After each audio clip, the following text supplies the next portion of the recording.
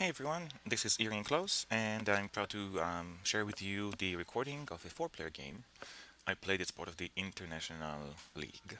So first of all, many thanks to Pajada, or Pahada, I'm not sure how to pronounce your nickname, on organizing this league. It's been loads of fun. By the time of the recording of this video, I already finished four games, and I really enjoyed them.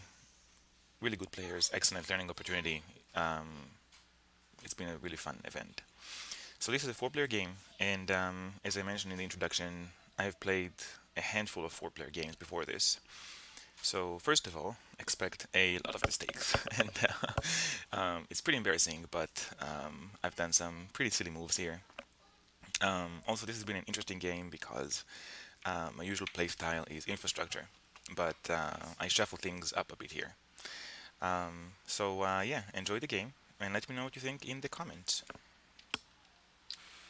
Hello everyone, this is Irian Klaus starting a new game of Through the Ages, this time as part of the International League.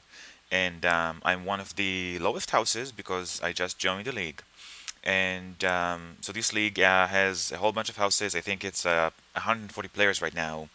Each house has 7 players, and over the month of September, we're going to play 7 games, four four-player games and three three-player games. I'm not going to record all of them. That's going to be way too intense. However, I did choose this one because these players seem to be pretty responsive, at least based on the registration for the game. So I'm going to start the game, and full disclosure, I played about 100 Through the Ages games so far, and only 3 of them were 4 players, and I did not do very well in any of them. So I'm really uneducated about the dynamics of a four-player game. Hopefully, most of the insights from 3 players are transferable. So I'm going to take a quick look through the deck, and obviously there's still only 6 leaders, so that's something to be aware of. I see that the blue technologies are the same as 3 players.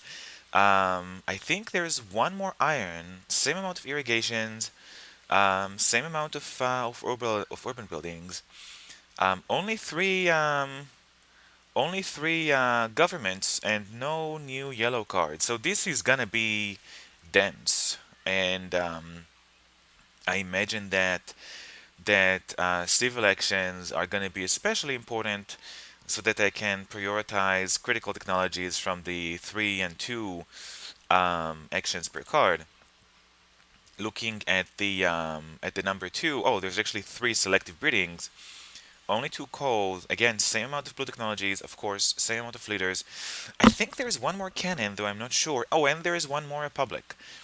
So if you fall behind on government in age 1, it should be easier to catch up on age 2.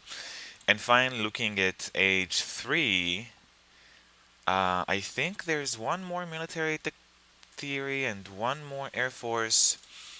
Um, and that's about it. Gosh. Okay.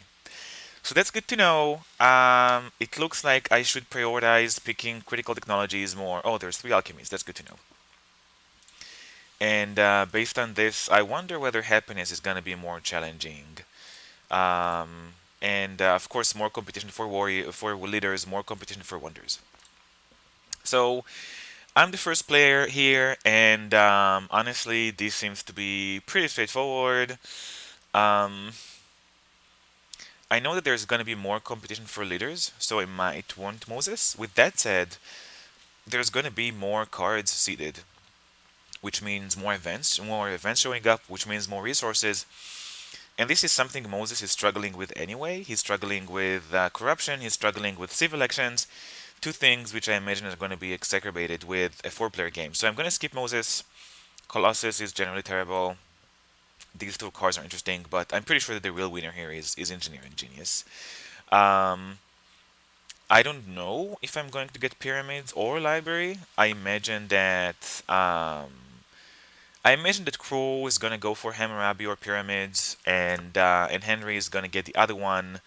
And if these 2 don't share Hammurabi and Pyramids, then Pinkranger is gonna get it, and I'm pretty sure that these three cards are gonna go away by the time it's my first turn.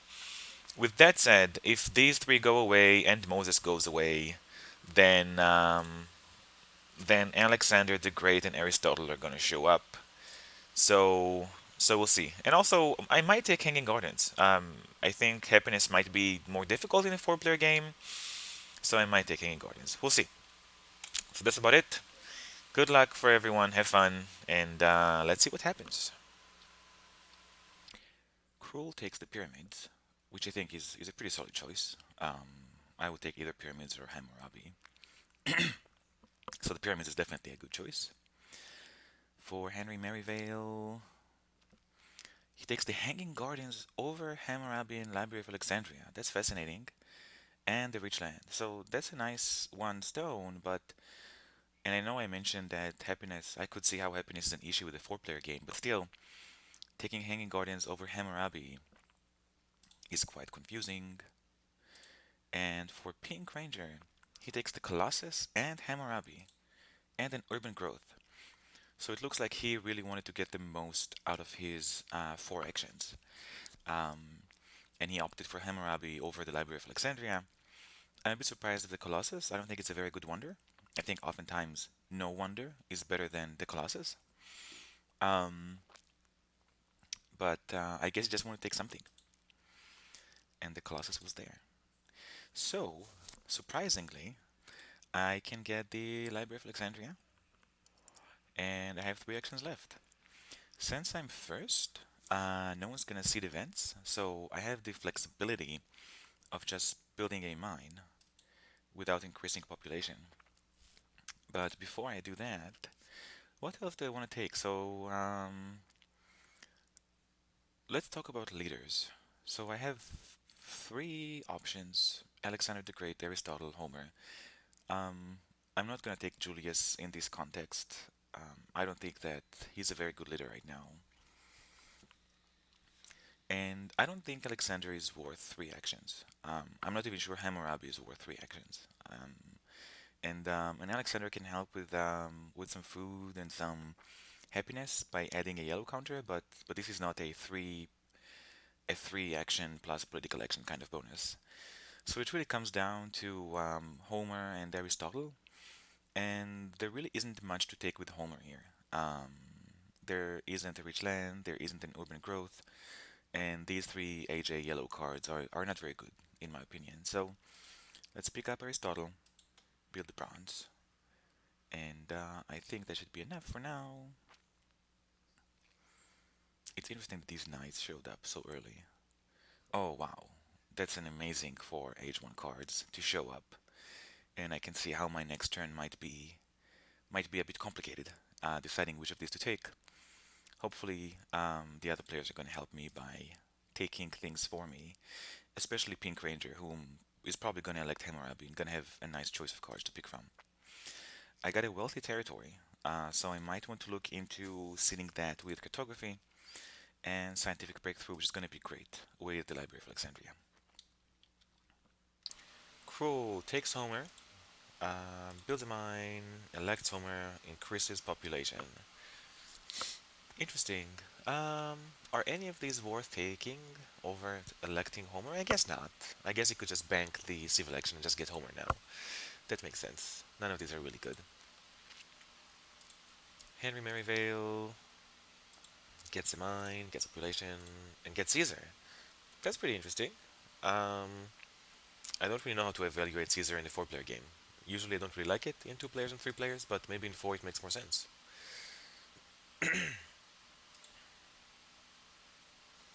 Pink Ranger elects Hammurabi, gets a mine, gets population, and then picks up rich land and frugality. Interesting that he gets rich land over urban growth. I would imagine that urban growth makes more sense. Oh, he already has an urban growth. Okay, I got it. Now I get it. So he needs to use this for something sooner rather than later. What shall we do? So we're gonna skip an event. We don't have a population, so I'd rather not risk warfare or religion showing up. So looking at the card row, there's iron and knights right here.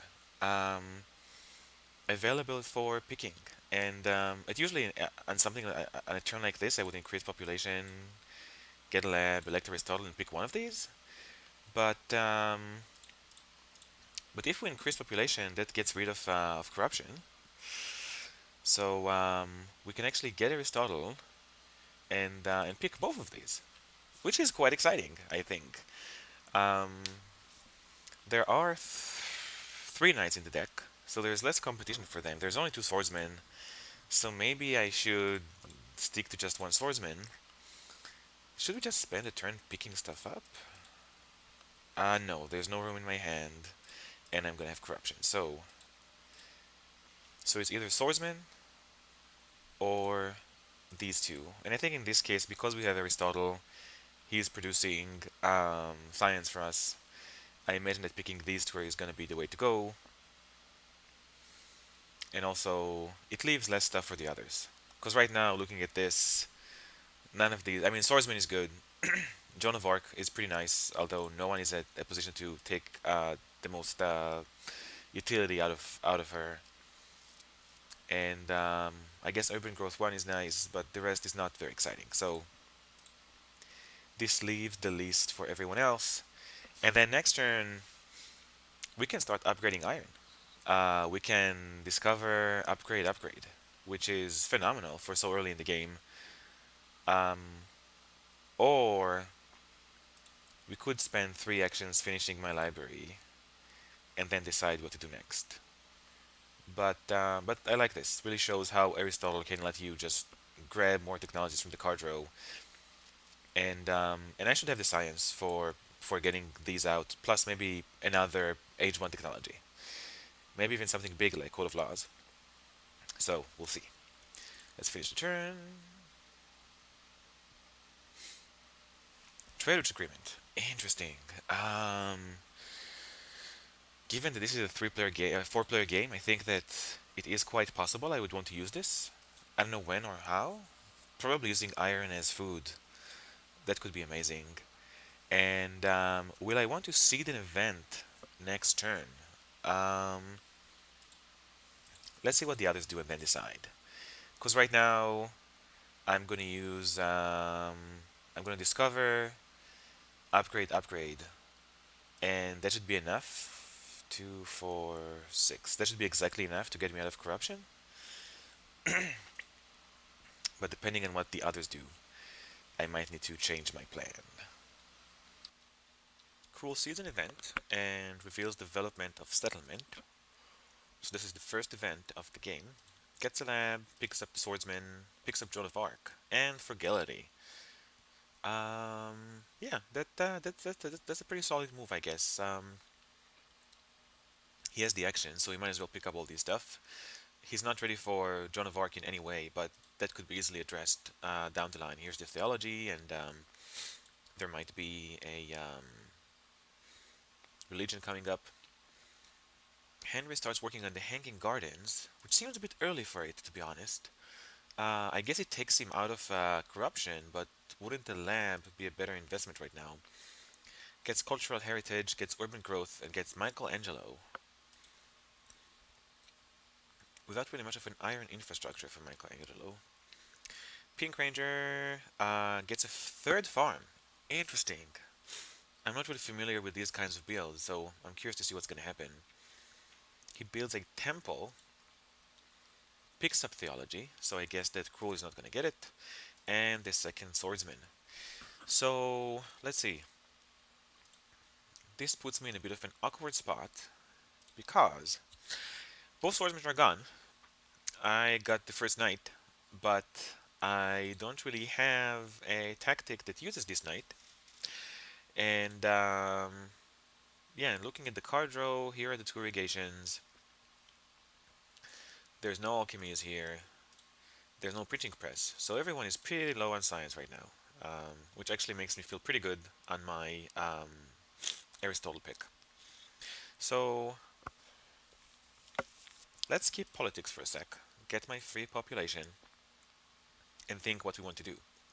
So my original plan was to get this iron, upgrade, and then have an action which I can use for at this point, what's the happiness situation? So one Britain circle is going to go away, one theology has been picked up. The second theology is up here, and we haven't seen St. Pete's yet. So I don't think this bread and circus is the priority right now. Masonry, probably unnecessary given that I just upgraded my iron. So it's going to be either Code of Laws or Breakthrough. Um, and there's a one science difference between these. I would be pretty happy holding this Code of Laws. It takes one of them out of the pool, so there's only one left, plus the Masonries, plus the Monarchies. So that could be an interesting move. It's going to be a while before I can use this Code of Laws, but given that I'm going to have at least 5 stones next turn, this is going to cost 4 to finish. This is going to cost, a philosophy is going to cost 3. So I could get a philosophy or the library next turn, and then pick up a technology and get the Code of Laws the following turn. So that's one way to do it. Another direction is to just get the Code of Laws now. And on one hand, this is pretty exciting because it gives me this action, which could be quite instrumental down the line. Um, I can see how actions are slightly more precious in 4-player games where you want easier access to these parts of the row. And the tricky part is, what do I do about all this corruption? Um, I could get a warrior, and that leaves me with 2 actions for irrigation, which is a pretty solid move. And another thing I could do is I could finish the library. So here is my library all done, which oddly enough doesn't get me away from corruption. That's pretty painful. Um, I could get the library and use my remaining action for probably this breakthrough. Because at this point, why not? So this is a bit of a crossroad, and I'm really debating which way to take it. What is everyone else gonna do? Everyone is pretty low on science, and I think that this means that these irrigations are gonna go away. Um, yeah, because everyone's gonna have a chance to grab an irrigation for just one action. I would be really surprised if they pass on it. Um, so how aggressive do I want to be with picking up these irrigations? If I go like this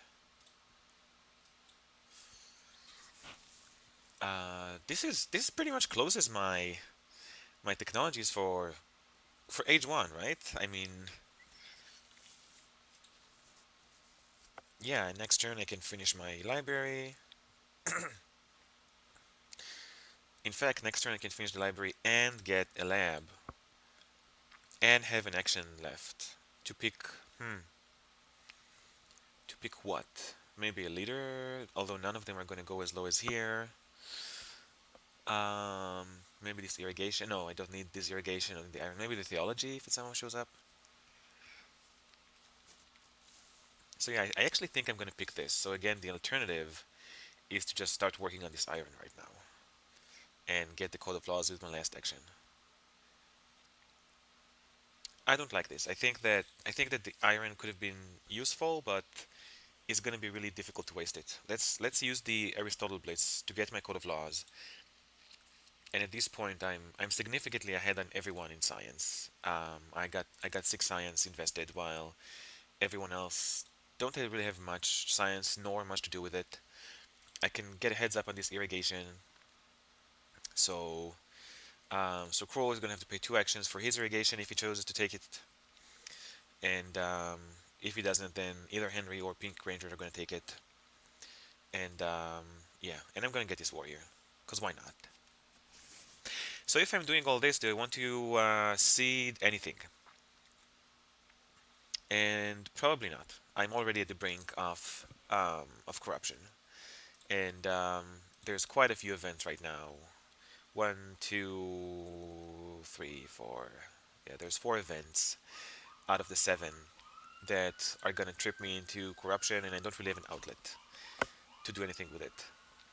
unless I finish my library without using Engineering Genius or something awkward like that.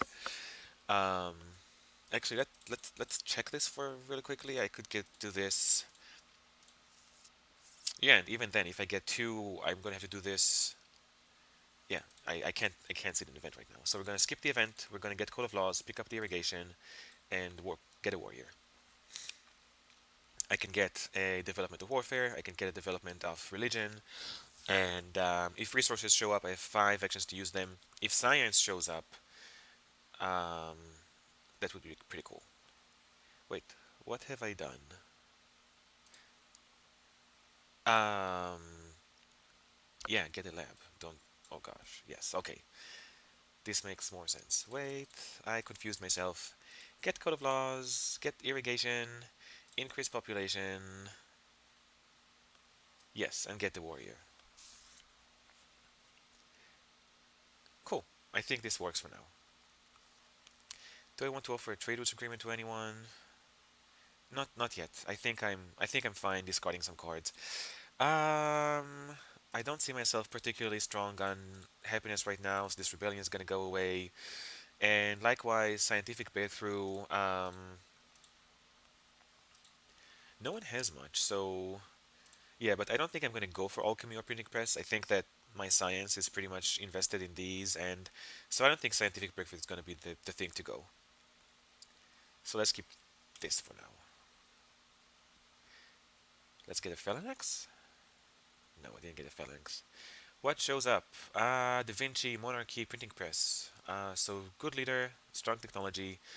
Everyone is low on science. I don't see anyone jumping for joy at this monarchy. How does Raiders work in 4 players? Okay, I think we're pretty much set for the next turn. Poor Cruel. All of the good technologies are here, so try not to be second after Aristotle. He's gonna take all of your stuff. He did get the swordsman, which is nice. Cruel sees an event, and everybody gets 2 science. Nice. So we can just pick up Code of Laws and research it. Then he increases population and picks up reserves. So he skips on both irrigation and iron.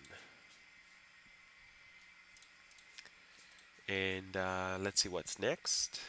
So Henry Merivale is next, and he also seeds an event. Oh wow, development of trade routes. So more science. Interesting. So this was a low science game until 2 turns ago, and now everybody got 3 science. Since this is turn 4, that's quite a boost. He finishes the Hanging Gardens again really fast. Builds a warrior, gets the irrigation. Surprising because he has Michelangelo, gets some science, and gets Fighting Man. So he's ahead on military, which could put Crow and Pink Ranger in a bit of trouble. A third event, development of agriculture, and Pink Ranger gets the iron, upgrades one of them, and yeah, increase population twice. Okay, yeah, he needs to get rid of that stuff so he doesn't hit corruption. So I am next. I am definitely skipping an event since 3 events were just played. I need to figure out how to get rid of all of these resources and also what I want to take from the card row, which is quite interesting. Now, Da Vinci is here, and so is Alchemy. But I doubt I can really get both of them just because of space considerations. So, yeah, I can get Da Vinci and Alchemy, increase pop, and yeah, there's no way I'm avoiding corruption right now, unfortunately. And there's 3 alchemies in the deck, so I don't know whether I want to spend 3 actions on one right now. There's only 2 scientific methods, and at this point, I'm wondering whether I'm getting Da Vinci, and then if I do end up getting this alchemy, then I might just skip on the wonder. Um, if I can get alchemy, I don't know if the library is worth the resources, the 4 resources, and the 3 actions. I think that alchemy with Da Vinci might be a better route. So, unfortunately, I have a whole lot of stuff I need to get rid of. So, I don't know if it's really feasible to take another card. And honestly, I don't know if I need one. So, the question is, what do I want to do with them? And I could finish the library, and let's say increase population and build a warrior. Oh gosh, okay. That's what happens when you play three events, one after the other, and yeah, and we got four resources out of it. So that's one way. It puts my science at two. I have three population community warriors, but that's not a big deal. We got both development of agriculture and development of settlement here, so I'm gonna get one more population. Um, so that's one way to do it. And another option is to go for the iron, and I could just get it, upgrade. I'm still corrupting, so increase population. Yeah, so increase population. I think I prefer this and draw two cards. And then with my last action, I could start working on this wonder after all. I wonder if that's the way I want to go, and just don't take Da Vinci. And so Cruel's not gonna get it. Henry's not gonna get it. Pink Ranger might get it or might not. Um, because I teach this Cruel, Henry. Yeah, so it's quite possible Pink Ranger could take it along with the alchemy. So this helps Pink Ranger quite a bit. He has the iron, he's gonna get the science. He has swordsman. I don't know if I like this. I don't like this at all. Um, actually, yeah, if Cruel takes this theology and Henry gets, yeah, there's no way Pink Ranger is not getting the Da Vinci along with a two action alchemy. So so instead of starting the library, I am gonna get Da Vinci, and I am gonna get the iron and increase population, and one more action, increase the iron again. Yeah, I think that's what I'm gonna do. Um, I do get one ore from Da Vinci because I researched iron, so this puts me in a great spot for grabbing the alchemy next turn, and um, and if not, I might just get lab and library and go straight for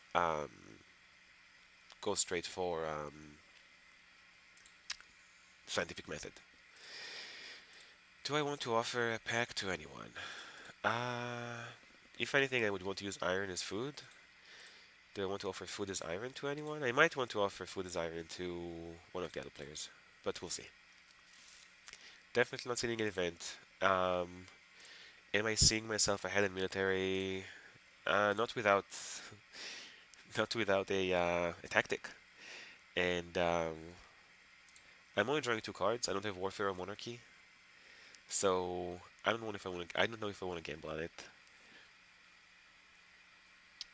With that said, I might get cartography. Yeah, I might get cartography. So let's keep the multi-territory. Let's ditch the raiders for now.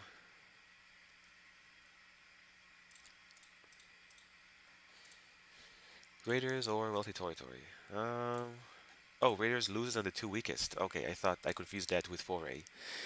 Am I going to be one of the two weakest? Both of them have swordsmen. Um, he has Caesar, and the deck is almost out. Yeah, I think I can. I don't want to risk it. Show me a tactic. Oh gosh, no tactic. So here's another alchemy. So that makes it wasn't Da Vinci was a good gamble because I'm almost sure I'm gonna get one of these. And then my next turn can be get alchemy, research alchemy, build alchemy, and um, and one more action. Maybe increase population. We'll see. Maybe pick up bread and circuses or one of these. So we'll see. Cruel sees an event. He's been seeing a lot and reveals the development of civil life, which is good. We're prepared for it. Finishes the pyramids, builds a warrior using the Homer resource, and then picks up iron and theology. Okay, moving on to Henry Merivale. He gets and researches the monarchy, which makes perfect sense. He has the science for it. Picks up an alchemy and gets a lab. So he won't be able to get this alchemy until the following turn. I wonder what he's gonna do next turn. Probably get his Michelangelo before the age ends, getting some more points.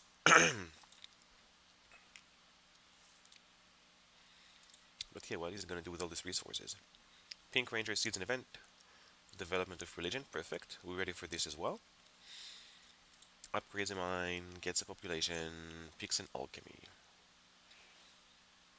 So the bad news is that two of the alchemies were taken, and this printing press is gonna go away, which is pretty unfortunate for Da Vinci. Why does he have two temples? So it's up to us. Let's skip politics for a minute. So for civil life, I'm pretty sure I'm getting a lab, and I am getting this temple. So we just got two free actions and four stones. I'm pretty happy about that. What did the others do with their events? So he increases population, and then Henry Merivale also increases population, and then Pink Ranger gets a lab and a temple. So, given the current state of the game, so Cruel got another population from the development of civil life, and Henry Merivale, I don't think he will get another population from it. So what do we want to do? First of all, looking at the card row, really nothing overly exciting. There's some good events for three actions, but I don't think I can afford this right now.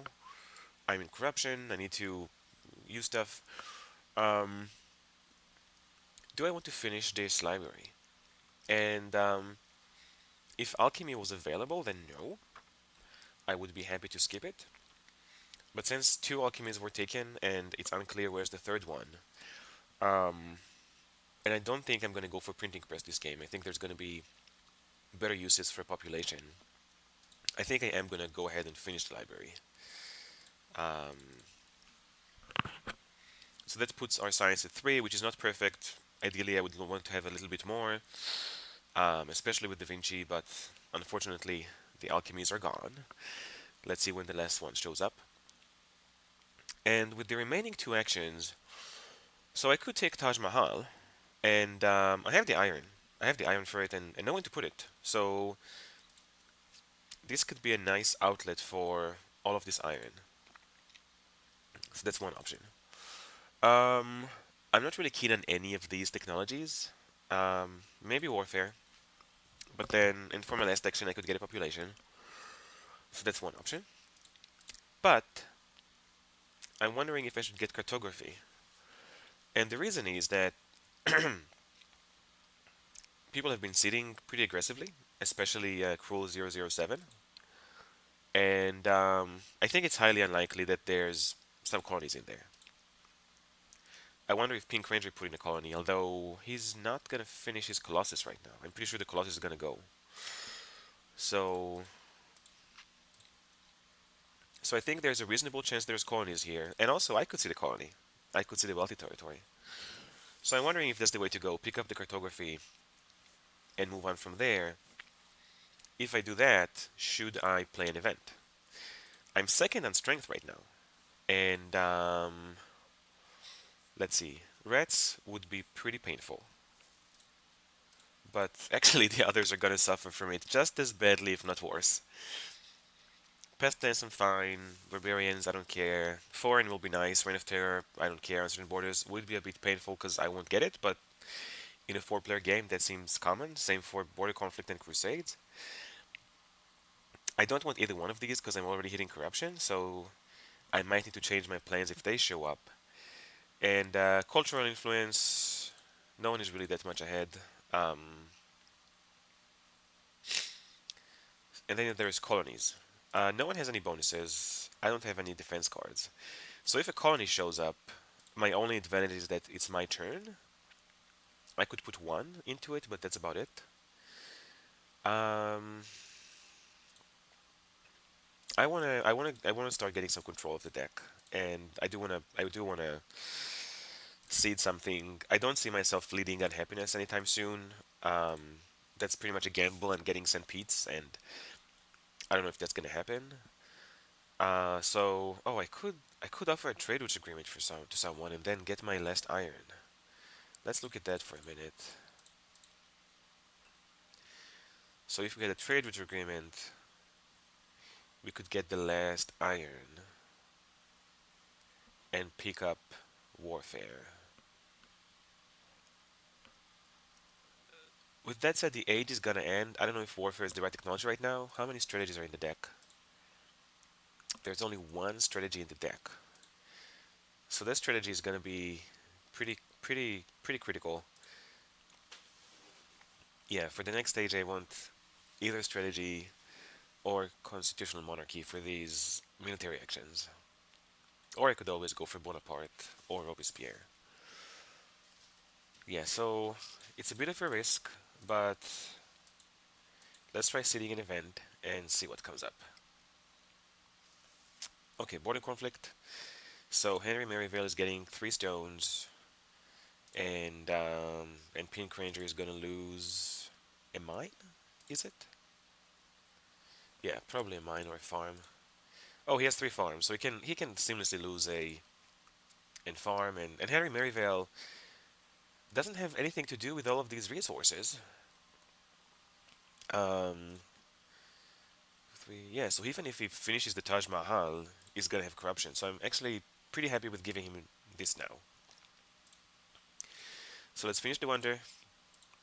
Not ideal. Let's pick up cartography. There's at least one territory in the deck. And for this card, oh, do I want to copy a? Do I want to copy this? Huh. I could copy the fighting band. So that way I'm second, even on Cruel's turn. And he's been very keen on seeding events. Yeah, let's do it. Um, I'm not going to draw any cards, but that's fine, because I might propose a trade routes agreement next turn. So I think that that works. Oh, and I don't even need to discard because I finished the library. Good for me. Columbus shows up, which is not going to be of benefit to me. Pink Rangers might pick him up. In fact, I'm almost sure he will because it's his last opportunity to get a leader before Hammurabi goes away. And Engineering Genius 1, which I might get if I manage to snag St. Pete. We'll see. Cruel gets Joan of Arc, and builds a warrior, adopts Legion, which could be useful next turn. Not my next turn, the following one, if I can adopt that.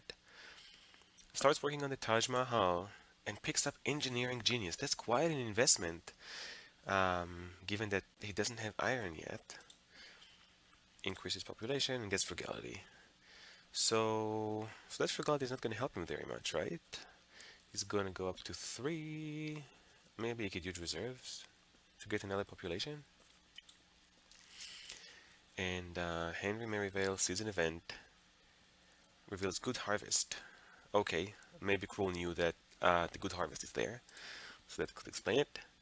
And sees another event. Interesting. So he's using the Caesar power, and he just revealed a developed territory. So, first of all, highly unlikely I'm gonna get it. um, if only because I don't have any cards, I don't have any bonuses. I don't think it's the first territory. I think there's another territory in here. So hopefully I manage to get navigation and cartography before the next one appears. But let's see how much I want to bid. So, um, is Pink Ranger gonna bid his 1 unit for this? Maybe.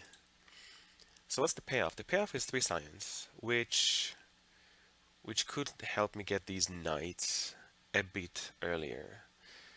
And it doesn't really open me up to bid 2, so I could decide to bid 2. I have 1 waiting, I can build these 2 back.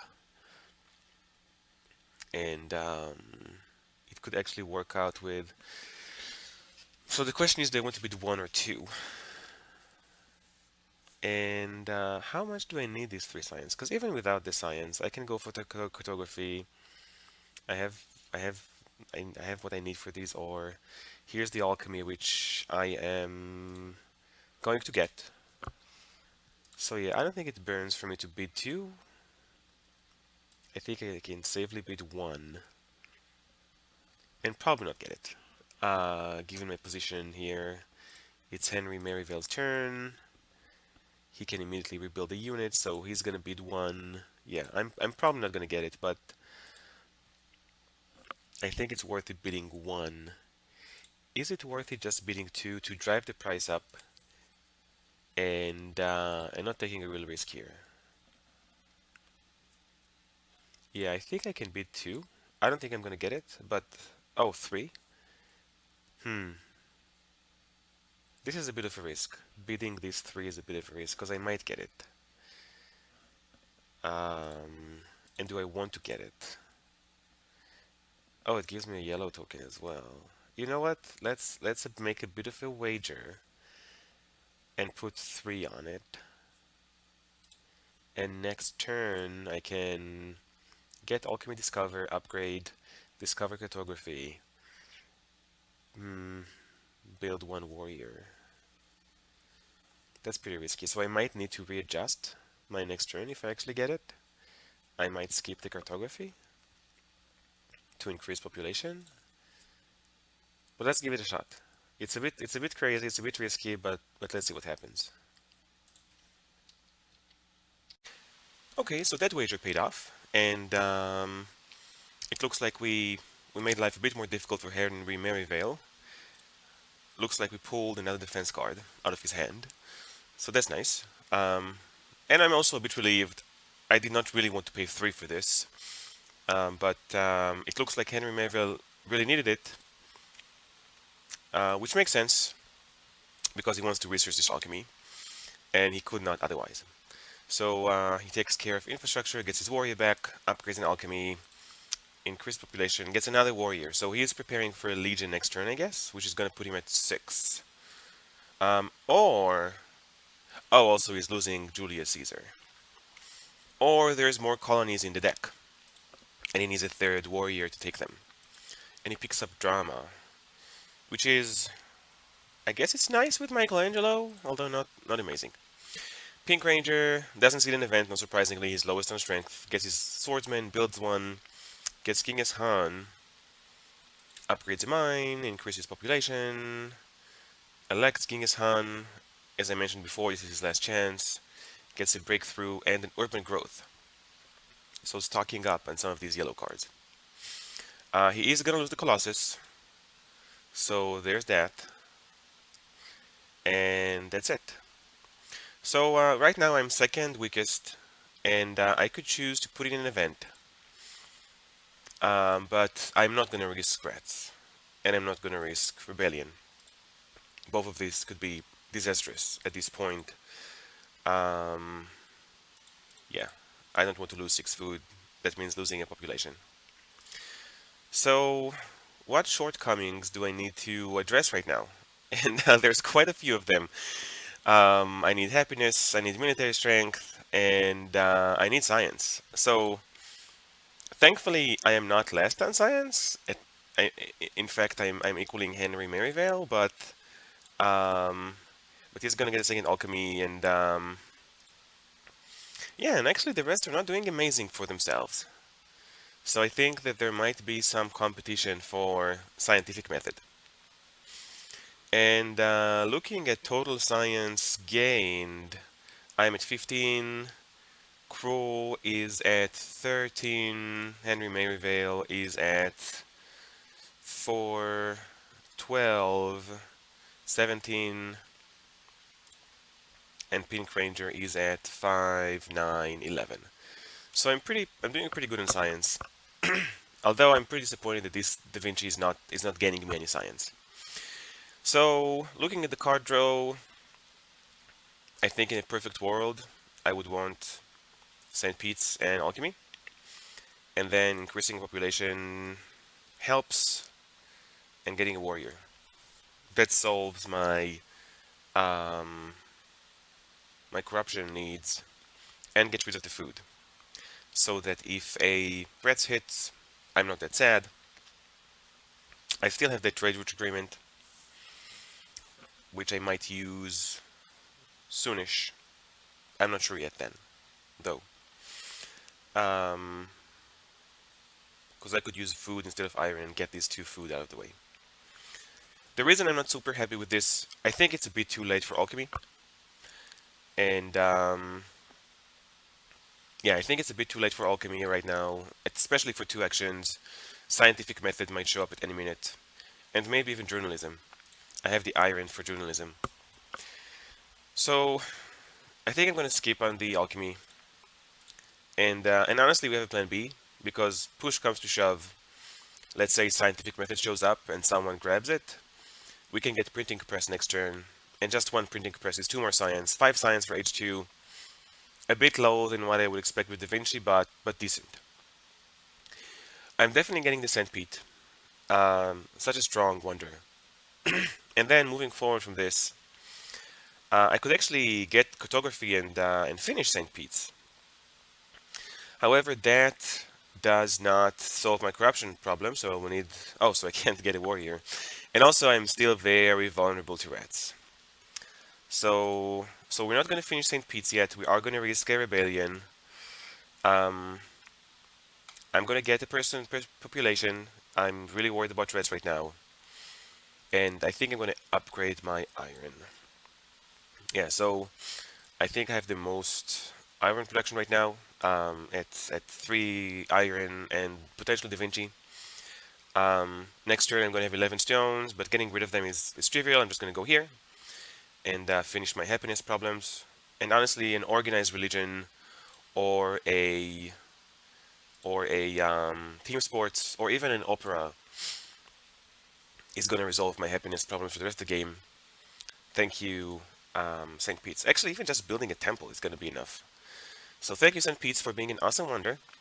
I'm glad I got you for just 2 actions. And for next turn, I imagine that I am going to either get this printing press after all, or maybe get this irrigation going, because 2 irrigation gives me another population, or see what shows up with regards to science in this side of the card row. I would love to get this breakthrough, and nobody has an insane amount of actions. Oh, Cruel has 6. Good for him. He's full though. So maybe I'll get this breakthrough for 2 actions, and if journalism or scientific method show up, I'm going to grab them and prepare for a science on the following turn. So that seems fine. Next turn's science, military actions, maybe a government. Let's see which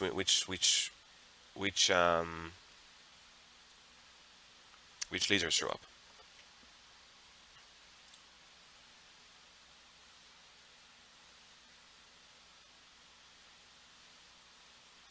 Oh wow, okay.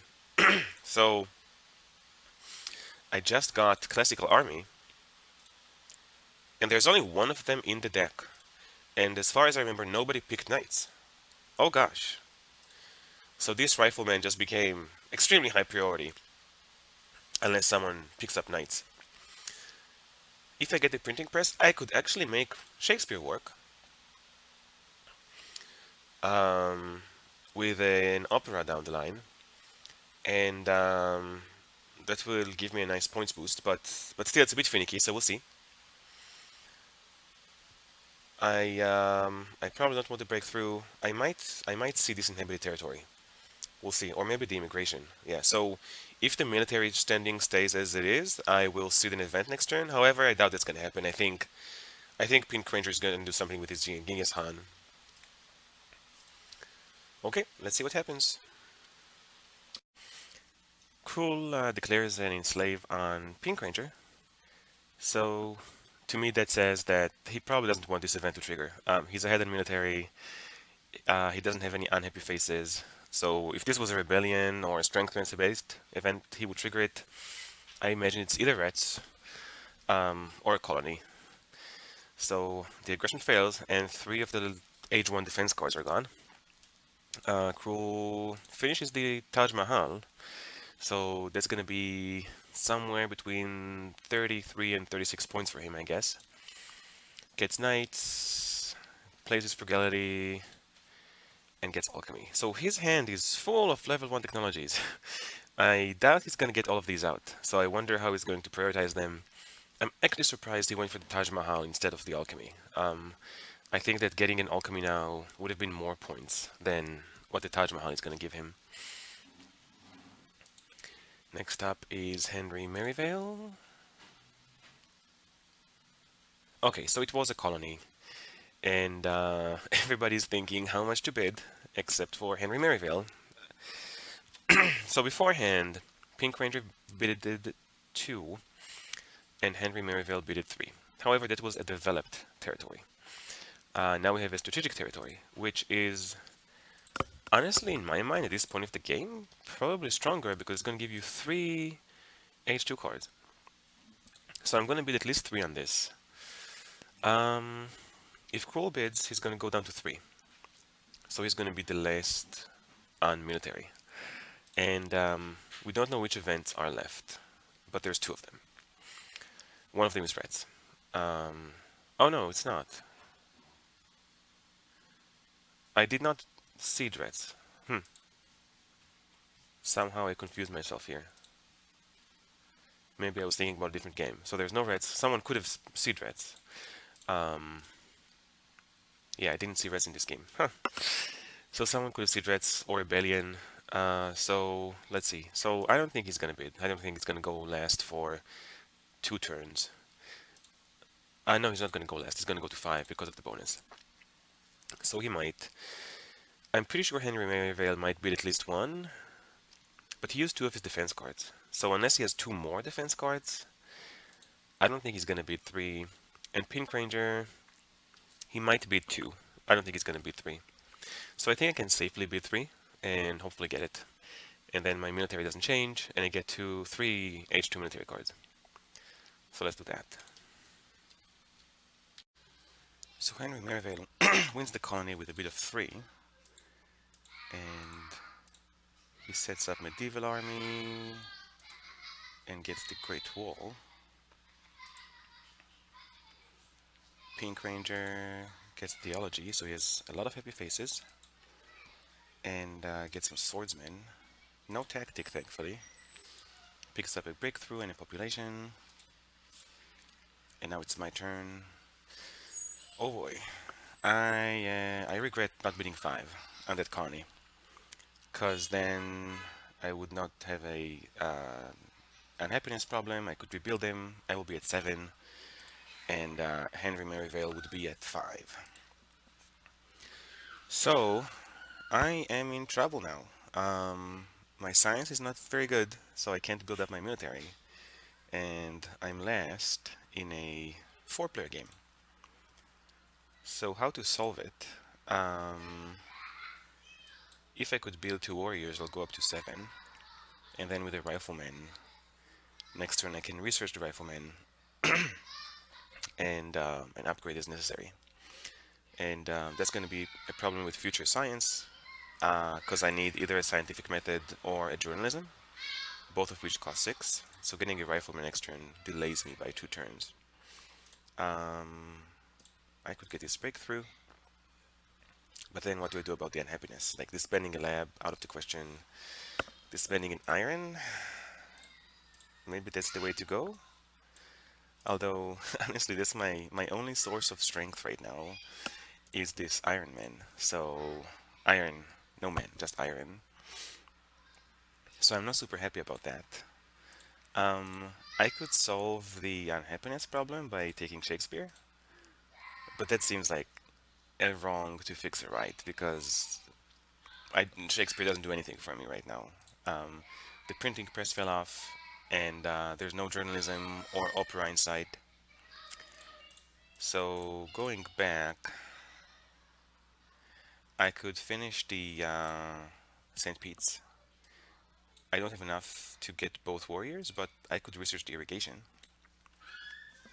But then that puts me farther away from both riflemen and the hypothetical um, future journalism I want.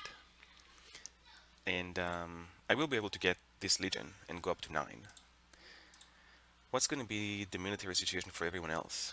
So Cruel, I think he'll remain at 6 for now, and then he can get the knights. Or maybe even get the knights next turn. Maybe he has phalanx. Henry Merivale. He's good at 7, honestly. He doesn't need more than 7. And Pink Ranger, this is a huge risk because he could get he could get 2 military by just picking up the medieval army. With that said, setting myself like this and going up to 9, it's good, but again, no science. I won't have an outlet for these mines. Ideally, I would want to take the Transcontinental Railroad. Honestly, I could do this, take the Transcontinental, but then I don't take the Rifleman, and I won't finish this next turn. I don't have enough iron, unless someone seeded new deposits. So that's risky as well. So I'm actually thinking if I should roll the dice and seed an event. The bad things that could happen are Reign of Terror and Uncertain Borders. Uncertain Borders would be painful, and Reign of Terror would be also pretty bad. But there's a few equalizer that could show up, like Kretz, Pestilence, New Deposits. Any of these could help. And I'm wondering if this is too risky. And I will put an Immigration in the deck, so I'll have some more control about what's coming up. I could also offer a trade route agreement for someone, and if I do that, I could finish the St. Pete's and then build the Warriors. But whom should I offer this to? I guess I could offer it to Henry Merivale, and he will get a meeple 1 turn earlier, but I don't think he needs that meeple. Yeah, Pink Ranger don't get anything from it. And Kroll, she can get it as well, but again, it doesn't help her that much. Is there a Rebellion in the deck? No. I guess I discarded it. So, this might not be the safest route, but I do want to have some control of the deck. Let's roll the dice and see what happens. 4A, okay. So Henry Merivale and Kroll are getting some resources. So he can work on his wonder, and he can get a meeple and use that for something. Nothing I could have done about that. Doesn't help me with the current predicament. So I think I'm going to go with this plan. Let's finish St. Pete's, pick up the Rifleman, research irrigation, upgrade, and get a warrior. No, the plan was to get 2 warriors. So my military is fine.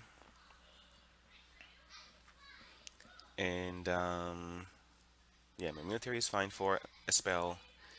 My science is atrocious. I hope to get this breakthrough, although judging by past turns, probably not gonna happen. At least my happiness is solved. And I could pray that someone put a... no, scientific breakthrough already showed up. A scientific breakthrough, so that's not gonna help me. So the next 2 turns are gonna be rough. Maybe I'll go for the Eiffel Tower just for the points, because I need somewhere to sink my ore into. For my last deck, do I want to pick anything up? Sure, I might as well take this Theocracy. I don't see hand size problems, it's not gonna affect the game that much. Let's take it. For this card, yeah, I don't think this is gonna... I'm not seeing myself plundering anyone. And this might still happen, so we'll see.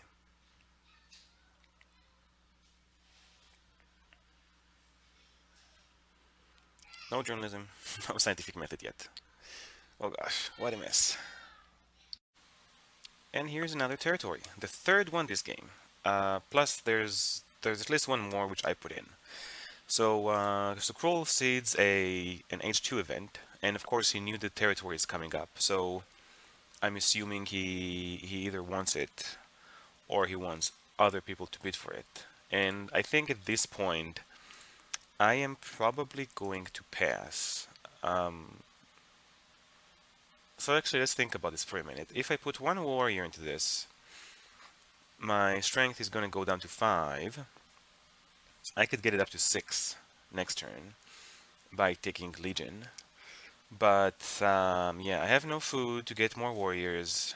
I'm pretty worried about my science right now. I could revolt into a theocracy for another strength, but this is really not something I want to do. And I don't really need the happiness or the points right now. It would be pretty disappointing if either Henry Merivale or Pink Ranger gets it, because then my immigration is gonna affect them instead of me. But I think that Cruel really wants this. He triggered the event, and it's his turn, so he can rebuild whatever he uses. So I think there's a reasonable chance Cruel is gonna beat enough, but yeah, I'm definitely not bidding on this. I can't really afford it right now. In fact, if anyone else gets it, I'm pretty happy because they're gonna have to dedicate some amount of resources back into military. Cruel gets the territory for 2, which is honestly what I pretty much expected. I think that's why he seeded the event. And he has a defense card for that. He picks up Transcontinental, which is interesting. I wonder if he seeded Economic Progress.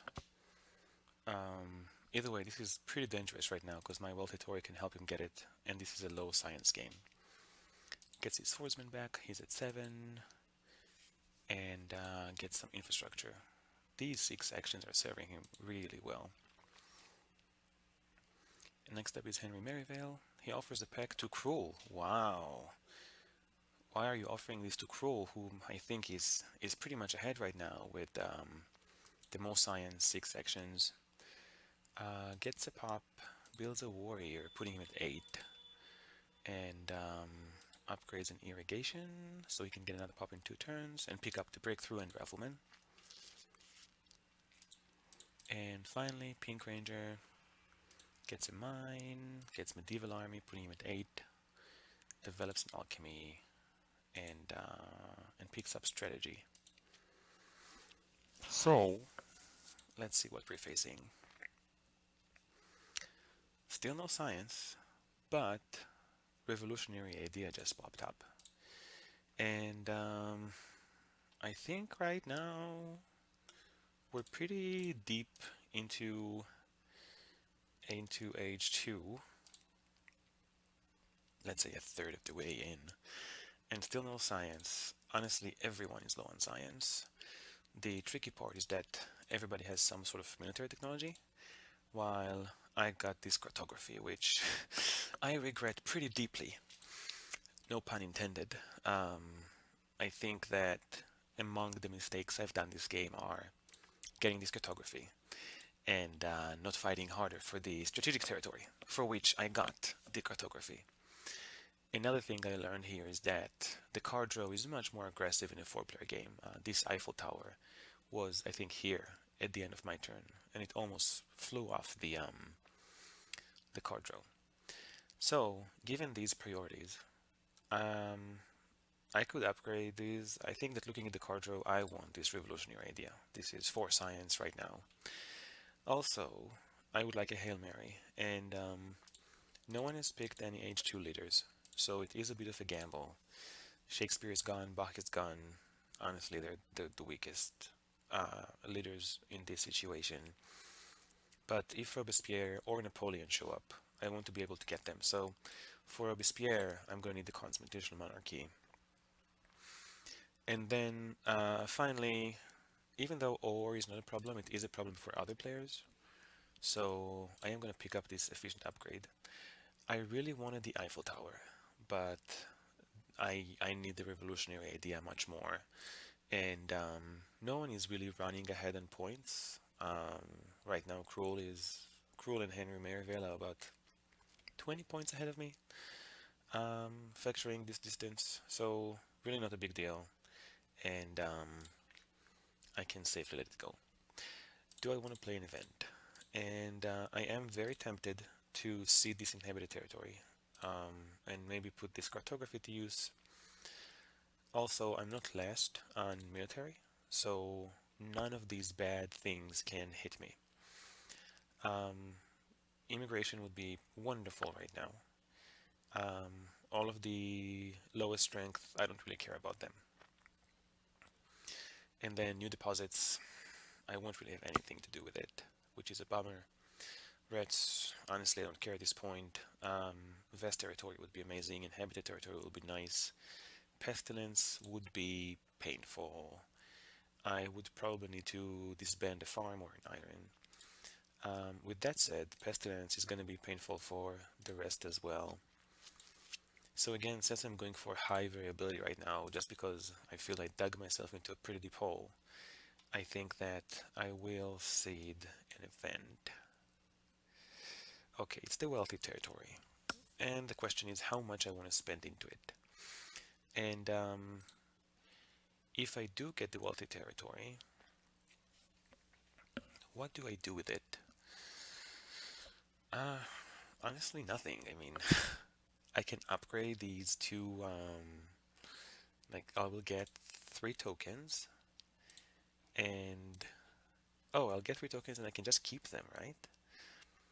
But my military will go down to 5, but I can get it up to 6, um, which is not going to be enough to block everyone from attacking me.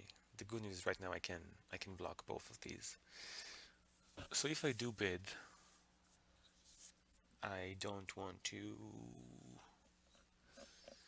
Yeah, this is one of these situations where, like, if I get it and then I need to disband mine, then sure, I got 6, but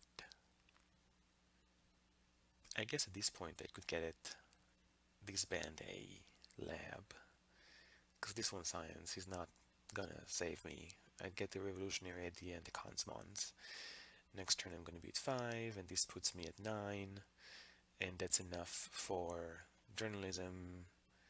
So play, pick journalism or scientific method, research them and upgrade. Or for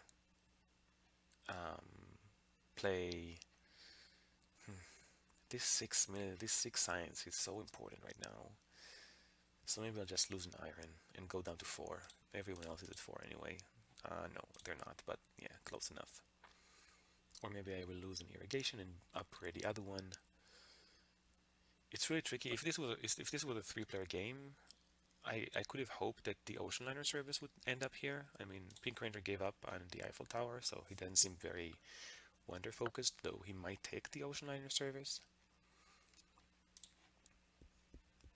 Yeah, I at least need to make it more expensive for the others. Like giving Krull 6 stones right now. That's like 3/4 of the way to finish his transcontinental. So yeah, can I disband the religion? No, I cannot. That will put me at 1. Okay, so let's bid 1, which is actually 3. And I don't think I'm gonna get it. If I do, I'll figure it out. But the point right now is mostly to make it expensive for other people. And this is what happens when I overthink things. The good news is I prevented Krull from getting the colony. The bad news is that I got the colony. And I'm not really sure what to do with it. So, so let's take a survey. The good news is that Krull didn't get 6 stones. So he's not going to finish this transcontinental too quickly. What do I do now? I dug myself into quite a hole. So the tricky part is that my military is now really low. And I won't be able to do much about it until, I guess, until I have 6 science and I get this rifleman. So let's see, how many cards does everyone have? So Pink Ranger doesn't have any cards, so he cannot attack me. So it's only Krull and Harry Merryvale, which means that if I don't do anything, I should be able to dodge definitely Krull, maybe Henry Merryvale if I get a defense card. And so far we haven't seen any defense cards. I don't think Krull or Pink, I don't think Krull has a defense card. I think if he did, he would have put it out there because I think he needs the stone. So, so quite a few 2 cards have been drawn so far, and it is possible I will draw a defense card. Do I want to gamble on that, or do I want to try and get another warrior? The tricky part about getting another warrior is I have neither the action nor the population. Um, I could, let's say, burn a lab, but my science is already pretty low. And if I do choose not to use, like, not to get another warrior, what do I do with all of this stone? Um, so I could go for the Eiffel Tower and start it, and that's I'll finish it next turn. So it's a nice chunk of points. But then at this point, I pretty much forfeit infrastructure because Consmons is not going to come back, and someone is going to take this revolutionary idea. The other option is stick to the plan, get revolutionary idea, Consmon, uh, not efficient upgrade, but probably these cannons, um, or maybe even start upgrading these farms. That's also an option. Um, and it is quite tricky to decide what to do. Like, how far do I think everyone is going to go on infrastructure? Because everyone is in a pretty sad state. Um, if I just take the Eiffel Tower, then 2, 4, 5, 2. I don't know if Krul is going to spend. Might spend 3 actions for it. If not, then Henry Merivale is going to get it. So I can go for the Eiffel Tower, hope it doesn't blow up to an infiltrate from Henry Merivale, and then next turn research the rifleman and start upgrading. And 2 rifleman upgrades are going to be everything I need to have enough military for now. And I'm going to have the ore for them.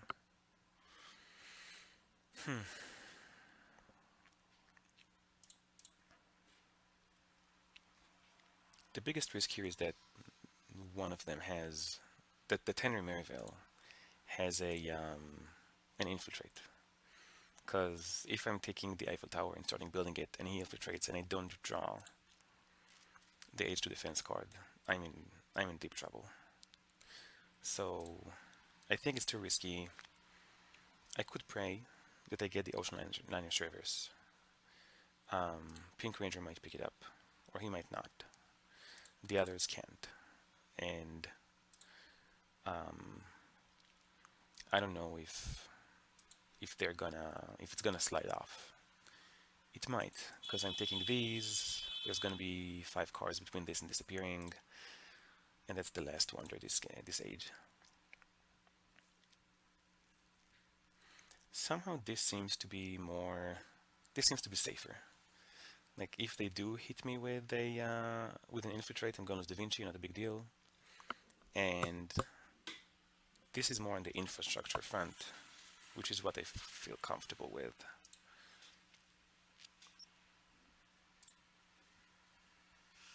Although if I finish the Eiffel Tower, I can dismantle this lab. Like, should we go crazy on this? We can also just build one stage, right? Finish it next turn, so it's less of a risk with regards to, yeah, oh, so let's do this. No, wrong one. Let's do this and this. And basically this means that for this game, we're hoping the Eiffel Tower carries us. It's a bit crazy, but it might work, because everyone is low on everything here. And so next turn is going to be finish the Eiffel Tower. And if I can restructure my science afterwards, great. I'm going to have the science then. If not, then we're just going to have to ride the Eiffel Tower, hopefully to 2nd place, maybe 3rd place. So it's a bit crazy. But let's see how it works. Now I'm going to draw 2 defense cards, right? No. There's still no research technologies here. What a crazy game. Okay, let's see what's going to happen next.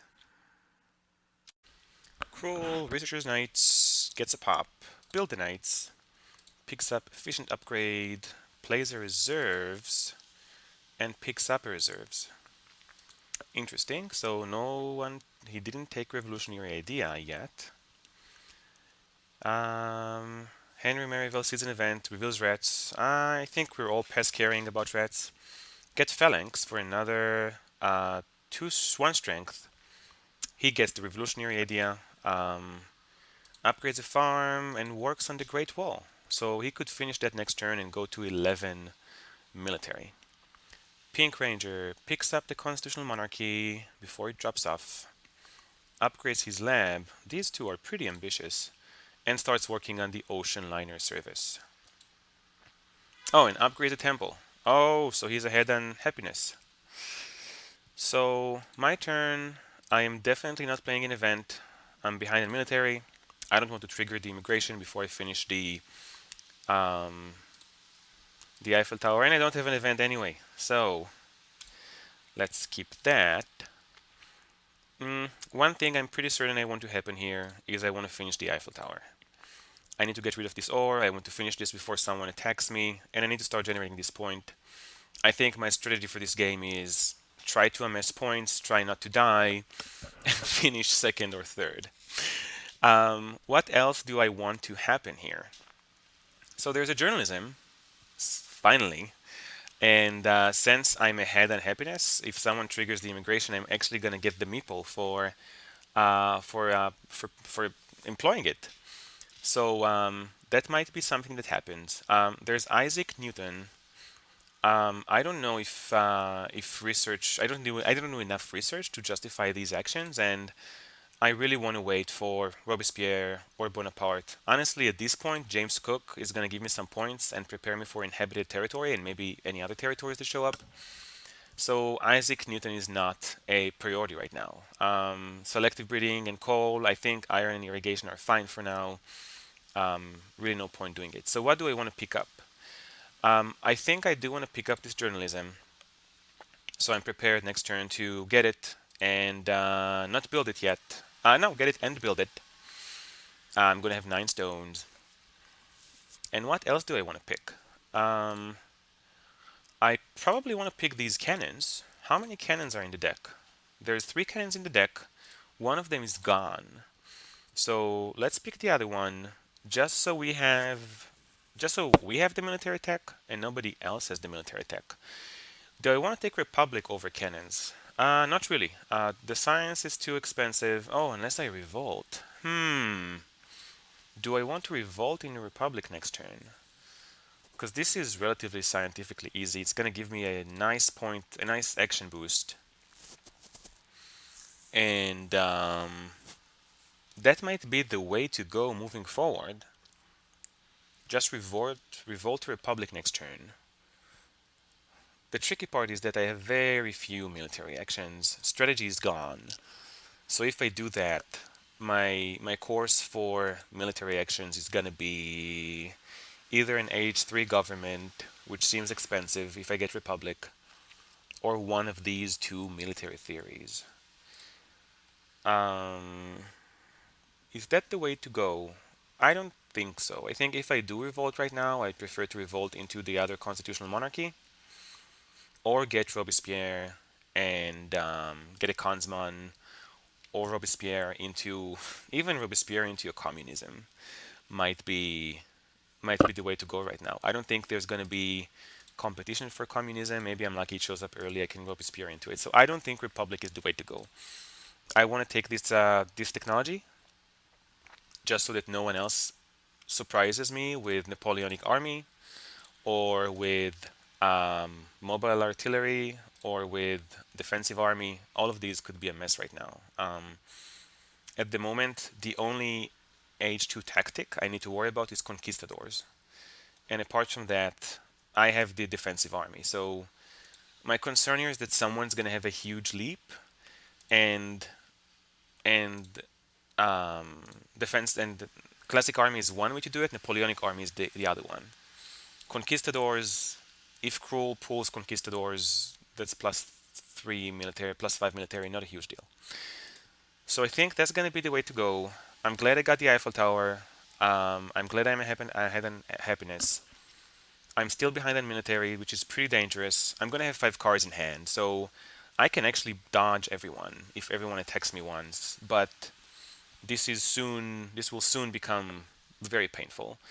I think an ideal situation is that I grab Napoleon. That's going to solve a lot of problems. Or I get the journalism, build one, go up to one science plus 5, and then 6, and then go for rifleman. So we'll see if that actually pans out. But that seems to be the hope right now, that nothing too aggressive happens, and we can do that.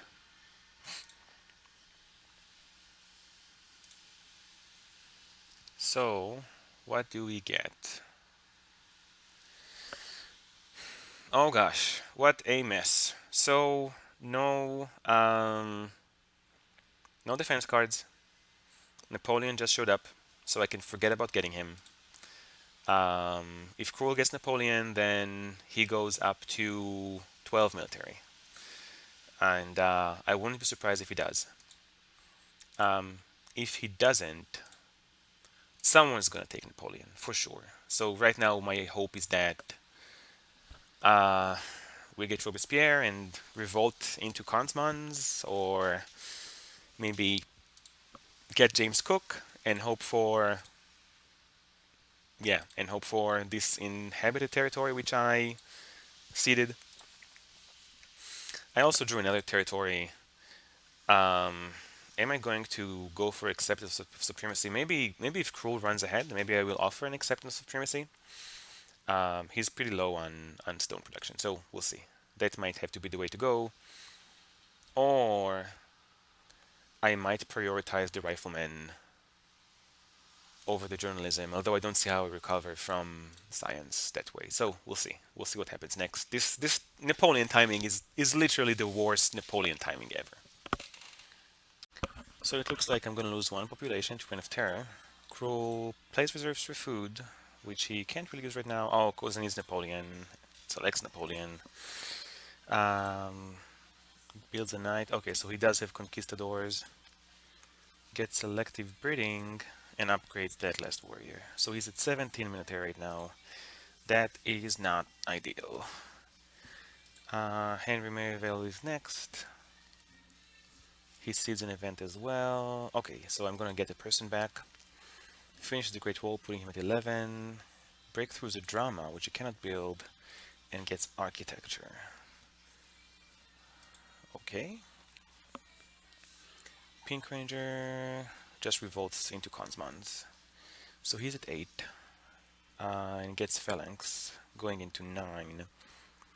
Which means that once Han is gone, he's gonna go down by 6. He's gonna go down to 6. 8. Why did he switch now? That was weird.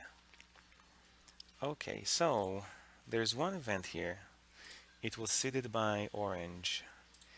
And do I want to trigger it with my historic territory? It could be Pestilence, which would be a mess. It could be Uncertain Borders, which would be pretty painful as well. Barbarians. I want to get hit by Barbarians. And this is actually perfect timing for new deposits for any of these. So I would say painful, terrible. Actually, is Uncertain Border that bad? Not really. So it's just Pestilence, actually. And if it's one of these territories, I'll be pretty happy. If it's new deposits, I'll be pretty happy. And right now we're in maximizing variance mode, so let's see what happens. Fast territory. Oh my god. That is phenomenal. So I'm gonna get 3 food. And this is gonna be my bank, because I'm gonna lose population and get it. So I can sacrifice 2 units. And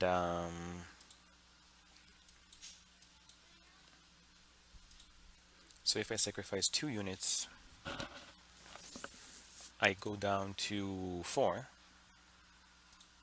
But I get the vast territory, I get the food. I'm gonna have 2 population, which means I can start working on these cannons. I think my military plan right now is to get 2 cannons out. I'm not gonna get journalism. If I have 2 cannons and fortification, that's 16, plus navigation, that's 17, cartography, that's 17. and that's mm, a pretty robust set of units. And hopefully, if someone else gets it, it's either Cruel and it can't attack me, or it's one of these and Cruel attacks them. But we'll see. Um, so just let's do the math again. I'm gonna get these two. Then Reign of Terror hits, I'm gonna sacrifice a religion. Then Immigration hits, and I'm gonna get a Pearson. I'm gonna have 3 food, and build another person. So I'm gonna have 2 meeples here and 4 civil actions. Research cannon, build a person, build a cannon, and then do something creative with the card draw. I'm not really sure what. I don't need any of these technologies. Um, is this the turn I revolt into Theocracy? No, because if I do that, I just get 1 military, I can get cannon. Bad idea. Forget about it. Do I want knights over cannon? I think at this point, I don't have the manpower to maintain a 4-person army, and I'm going to need both riflemen and knights for this classic army. And if I get the classic army, then so does Cruel. I'm actually pretty happy with him just done Conquistadors, although he could get another Conquistadors next turn, giving him another 9, he'll be 26. So let's try to make myself the smallest target, but that's going to be pretty challenging. 2 cannons and 2 warriors and navigation, that's going to be 19. 19 versus 26, it's really going to be up to this. Here's the other Consmans. Is anyone going to pick it up? I might just grab it. I think my turn is going to be increased, assuming I get the territory. My turn is going to be increased population, research cannon, get Consmans. And in 3 turns, use Robespierre to revolt into Consmans. Not ideal, especially if someone else takes Robespierre. Yeah, so I don't know if that's going to be my turn, but I think that's going to be the gamble on the on the territory. I think this is a territory I need right now, and that's the way to get it.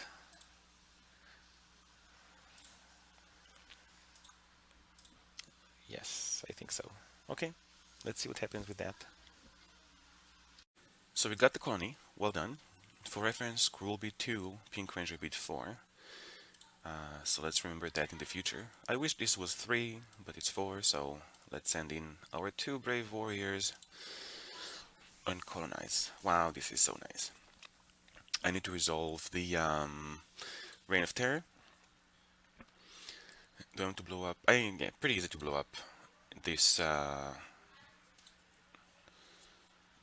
temple, and Immigration gets me a meeple. Pink Ranger bid 4. So you must have a colony card, and I guess Cruel does not. He does have 3 other cards, so I should expect an aggression soon. So what happens now? I could go for the Rifleman and try to use this somehow, but yeah, let's be realistic. We're gonna get cannons and build up. I wish I could play this defense card, that would have been so good, but unfortunately I don't have the military actions. And then the question is, what do I do with the rest of my actions? So I think we already agreed that Newton is not going to cut it. And honestly, at this point, I think I'm going for a Cook. I think that our strategy is going to be to leverage these wonders for points and these colonies for points as well. I put through 2 more colonies in the deck, and there's a little while until they're going to show up, because there's at least 2 more events before they show up. But I pretty much want both of them, especially the historic territory. I need these points. So I think our strategy right now is to go for Cook, go for points, and try to leverage that as much as possible while surviving. I expect to be hit by an aggression next turn, and honestly, looking at the aggressions, none of them are too bad. I don't care about trade. Losing 3 science would be painful, but not a huge deal. I guess Annex could be, yeah, Annex could be painful. If he annexes the Vest territory, and I now lose these three, it's gonna be a bit of a headache. Although I plan to get these irrigations upgraded, so not a huge deal. Um, yeah, so none of these are especially painful. One thing that could be dangerous is if he declares a war on territory and then goes up to let's see, plus 7 to 24. Sorry, plus 9 to 26. Yeah, so he could build a meeple, disassemble a mine, and go up to 26 and declare war on territory. I will be at 15, he'll be at 26. Yeah, that would be 4 tokens off my yellow bank. That would be pretty devastating. Honestly, at this point, I wouldn't be surprised if that happens. But not much I can do about that, unfortunately. So I have 3 more actions. What do we want to take off the card row? Oddly enough, I think I'm going to hate to draft this navigation. I don't want Henry Merivale or Pink Ranger to get it. I don't think they will. I think they have better things to do with their science. But since I don't have much better to take, I mean, I don't need any of these technologies.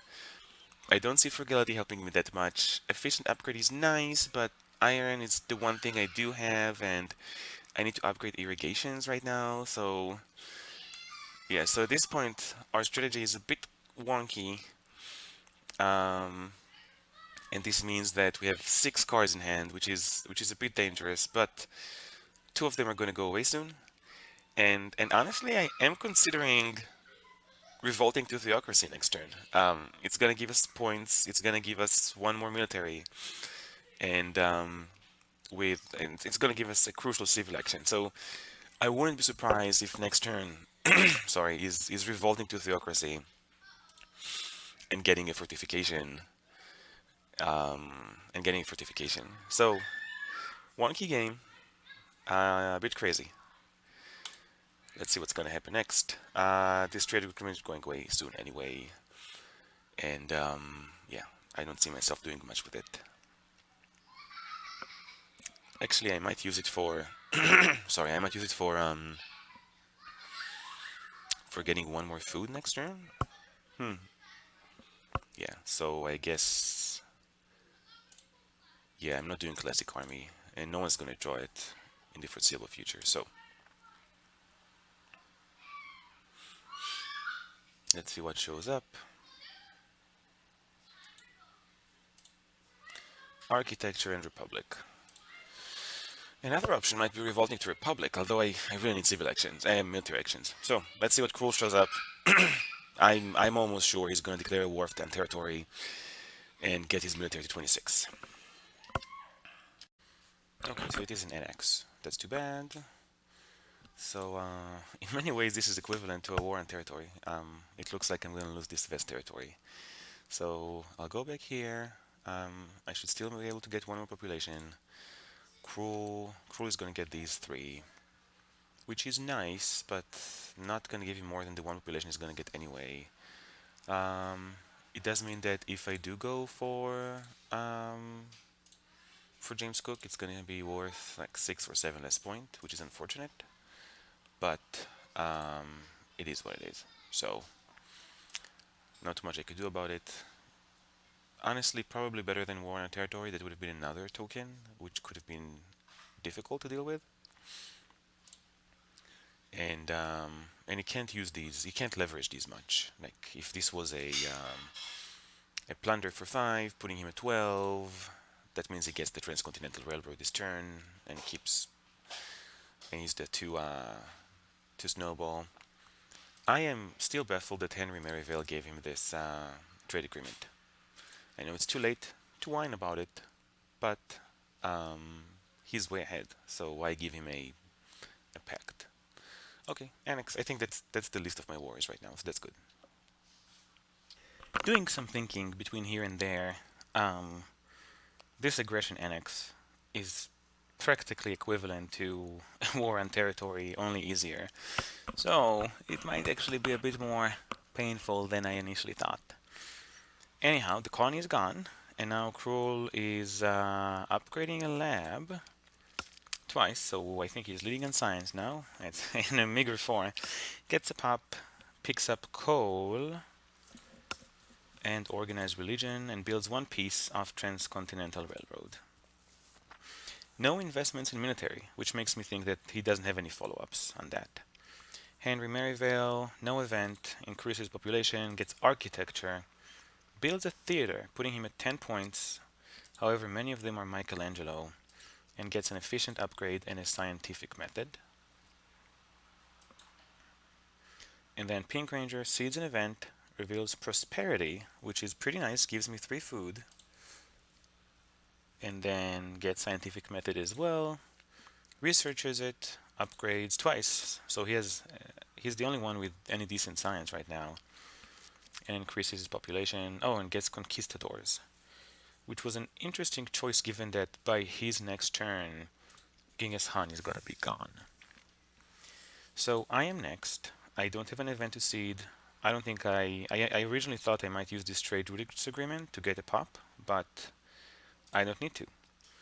So one thing that has to happen this turn is getting this tech, putting me at 14, and then the question what I want to do ahead of it. So looking at the standings, honestly, no one is doing amazingly. Cruel and Pink Ranger got some science. Me and Pink Ranger are still ahead on production. Everyone's about the same on food, except that Henry Merivale is floating out quite a bit because of prosperity. And likewise here, I'm behind on military actions, which has been pretty painful. And civil actions, I'm tied with Henry Merivale, but Cruel and Pink Ranger only has 6. It's not like they have 7 or 8. For points production, once this age ends, then Michelangelo is going to go away and taking 5 points a turn with him. So right now, as far as points are concerned, I'm in a reasonable spot. Furthermore, looking at the deck, I don't know what this is. It could be the last territory. Seems unlikely though.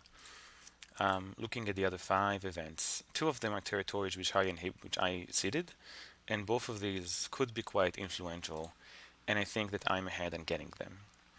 So I think my strategy going forward is going to be to maximize on points. I think that my infrastructure is practically non-existent, and it seems to me like the easiest way to do that would be to pick up James Cook. Cook is going to give me 2 more points a turn right now, and he's going to help me get these territories. So yes, I'm going to lose the trade routes agreement unless Cruel reveals a colony, but I should have some cards lying around to use Cook's ability, and even if not, then he's gonna be some points. The sad news is that if I do get Cook, I can't get Wave of Nationalism, which is a bit painful. So what to do with the rest of my actions? So the greedy route would be to pick up Frugality, let's say, and upgrade one of these farms. And this means that next turn I'm going to have 7 food, and I can Frugality and then increase population. And I'm going to have 2 meeples here. And if I do that, actually, I don't even need to upgrade this farm, although I don't really have anything else to do with the action, so I might as well. Does that mean I don't even need to pick up Frugality, though? No, because 7 is not going to be enough. I'm going to lose these 2 tokens, so I'm going to need 8. So that's the greedy route. And the reason that might be problematic is that I'm going to have 2 cards in hand, and Cruel can just attack me again. Now, he didn't have a follow-up, I think, because he did not push on military even further, but he drew 2 more cards, so he might have a follow-up after all. He might not attack me, but on the other hand, maybe he will. Henry Merivale has 6 cards. Pink Ranger has 4 cards. I'm going to have 2. So I think I'm going to take a more conservative path where I increase population and build another cannon. And this puts me at 17 military, which is quite nice. I cannot be attacked by anyone for the first time in a long while. I'm not going to be affected by any of these events, and in fact, if Cold War is in the deck, I will benefit from it, which would be quite phenomenal. Bad news is that I'm not drawing a card, so I'm going to be at one card, um, and that's gonna make Cook not as beneficial. And then what do I do with my last action? Honestly, picking up Frugality, pretty pointless if I increase my population. These two tokens are going to go away. I need two food to use this, and then another food to get another pop. So I think I'm going to gamble on Inhabited Territory for my last two populations. Um, I could pick Constitutional Monarchy, and I'm wondering if I should do that. I'm going to lose Theocracy and Knights, and I could see a situation where, let's say, I win the Inhabited Territory, and then I can revolt into Constitutional Monarchy and build something. And honestly, at this point, a revolt won't be too painful. I have extra blue tokens from Wealthy Territory, I have the Iron, so I can stomach 2 turns of production with no corruption. So this means that maybe not the following turn, the turn after that, I might revolt. So I think it's worth picking up Constitutional Monarchy for that eventuality. It is a bit risky because I'm gonna lose 2 cards, but I'm still gonna have 4 cards in hand, making me not as flexible as I would want. With that said, this game has been pretty cutthroat on the card row, especially on the yellows, so I don't see myself picking up more than 1 card. I mean, by my next turn, I am doubtful both Wave of Nationalism and Reserves are gonna be down here. So maybe one of them is gonna be here. Even that is unlikely. So yeah. So let's see what happens next. I think that at least as points are concerned, I'm in a reasonable spot. Infrastructure, I have none. I have iron. With that said, nobody has much. I mean, Crew has 2 alchemies. Henry Merivale has some science and a drama, which is a bit confusing. Pink Ranger has two theologies and 2 scientific methods, so he's the only one with any infrastructure here. No one is in a position to make a huge military jump. So yeah, so maybe I really hope that this setup can nail me. I think I should be safe for third place unless something horrible happens, and I hope that this setup nails me at second place. Let's see what happens next. So we're gonna end the turn.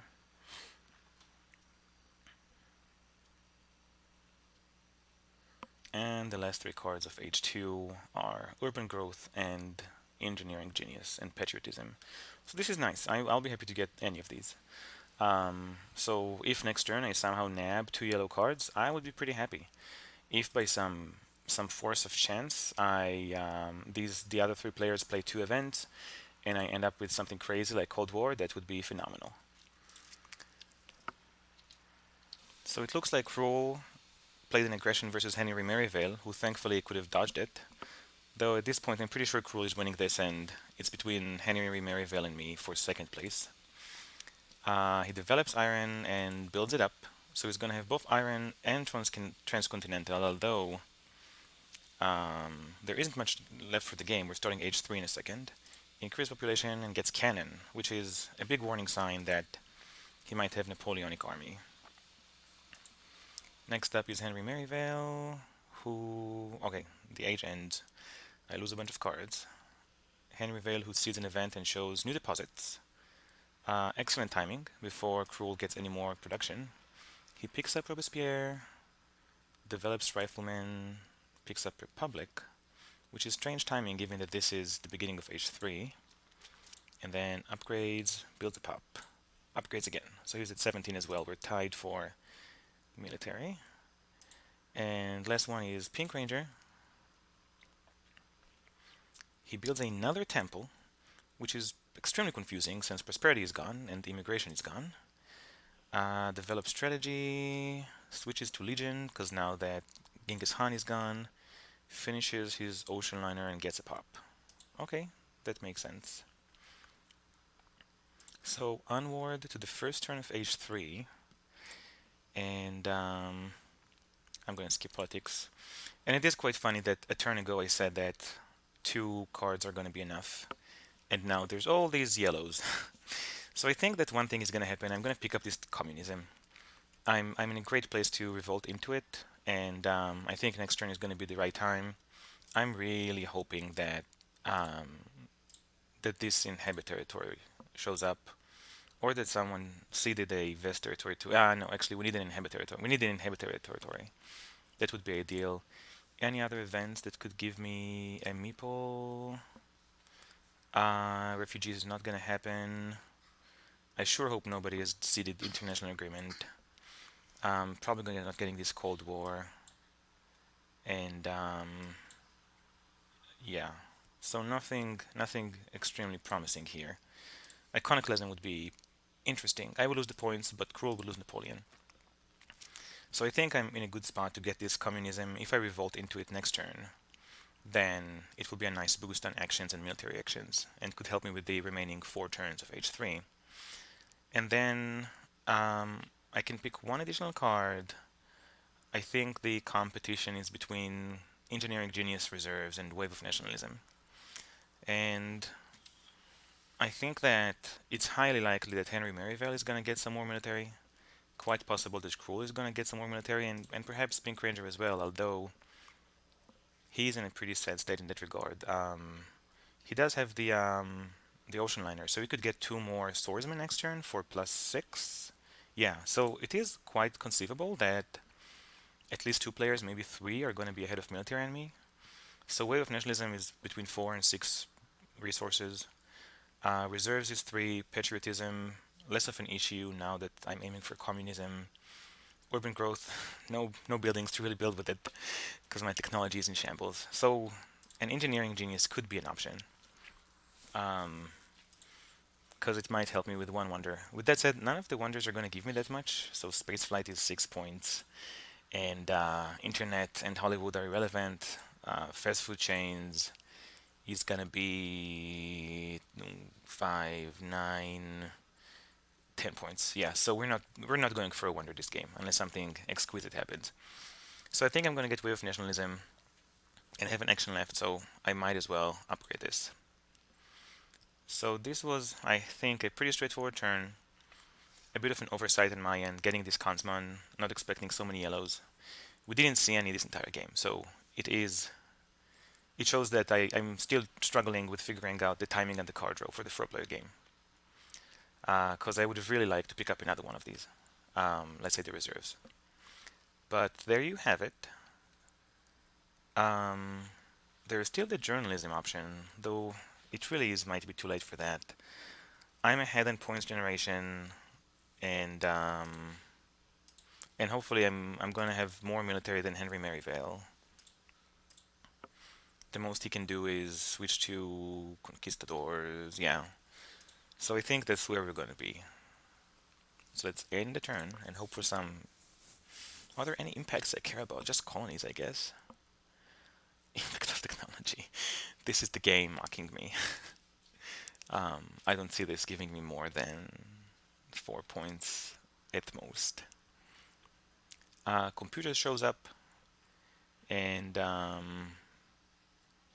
yeah, and that's about it. So let's do what the others do.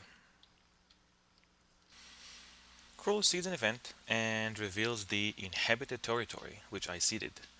And I think this is an excellent start for Age 3 for me. I seeded both of these territories with the goal of getting them.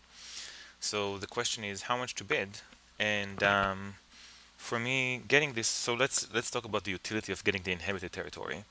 First of all, I have James Cook, and if things go well, I might keep him until the end of the game.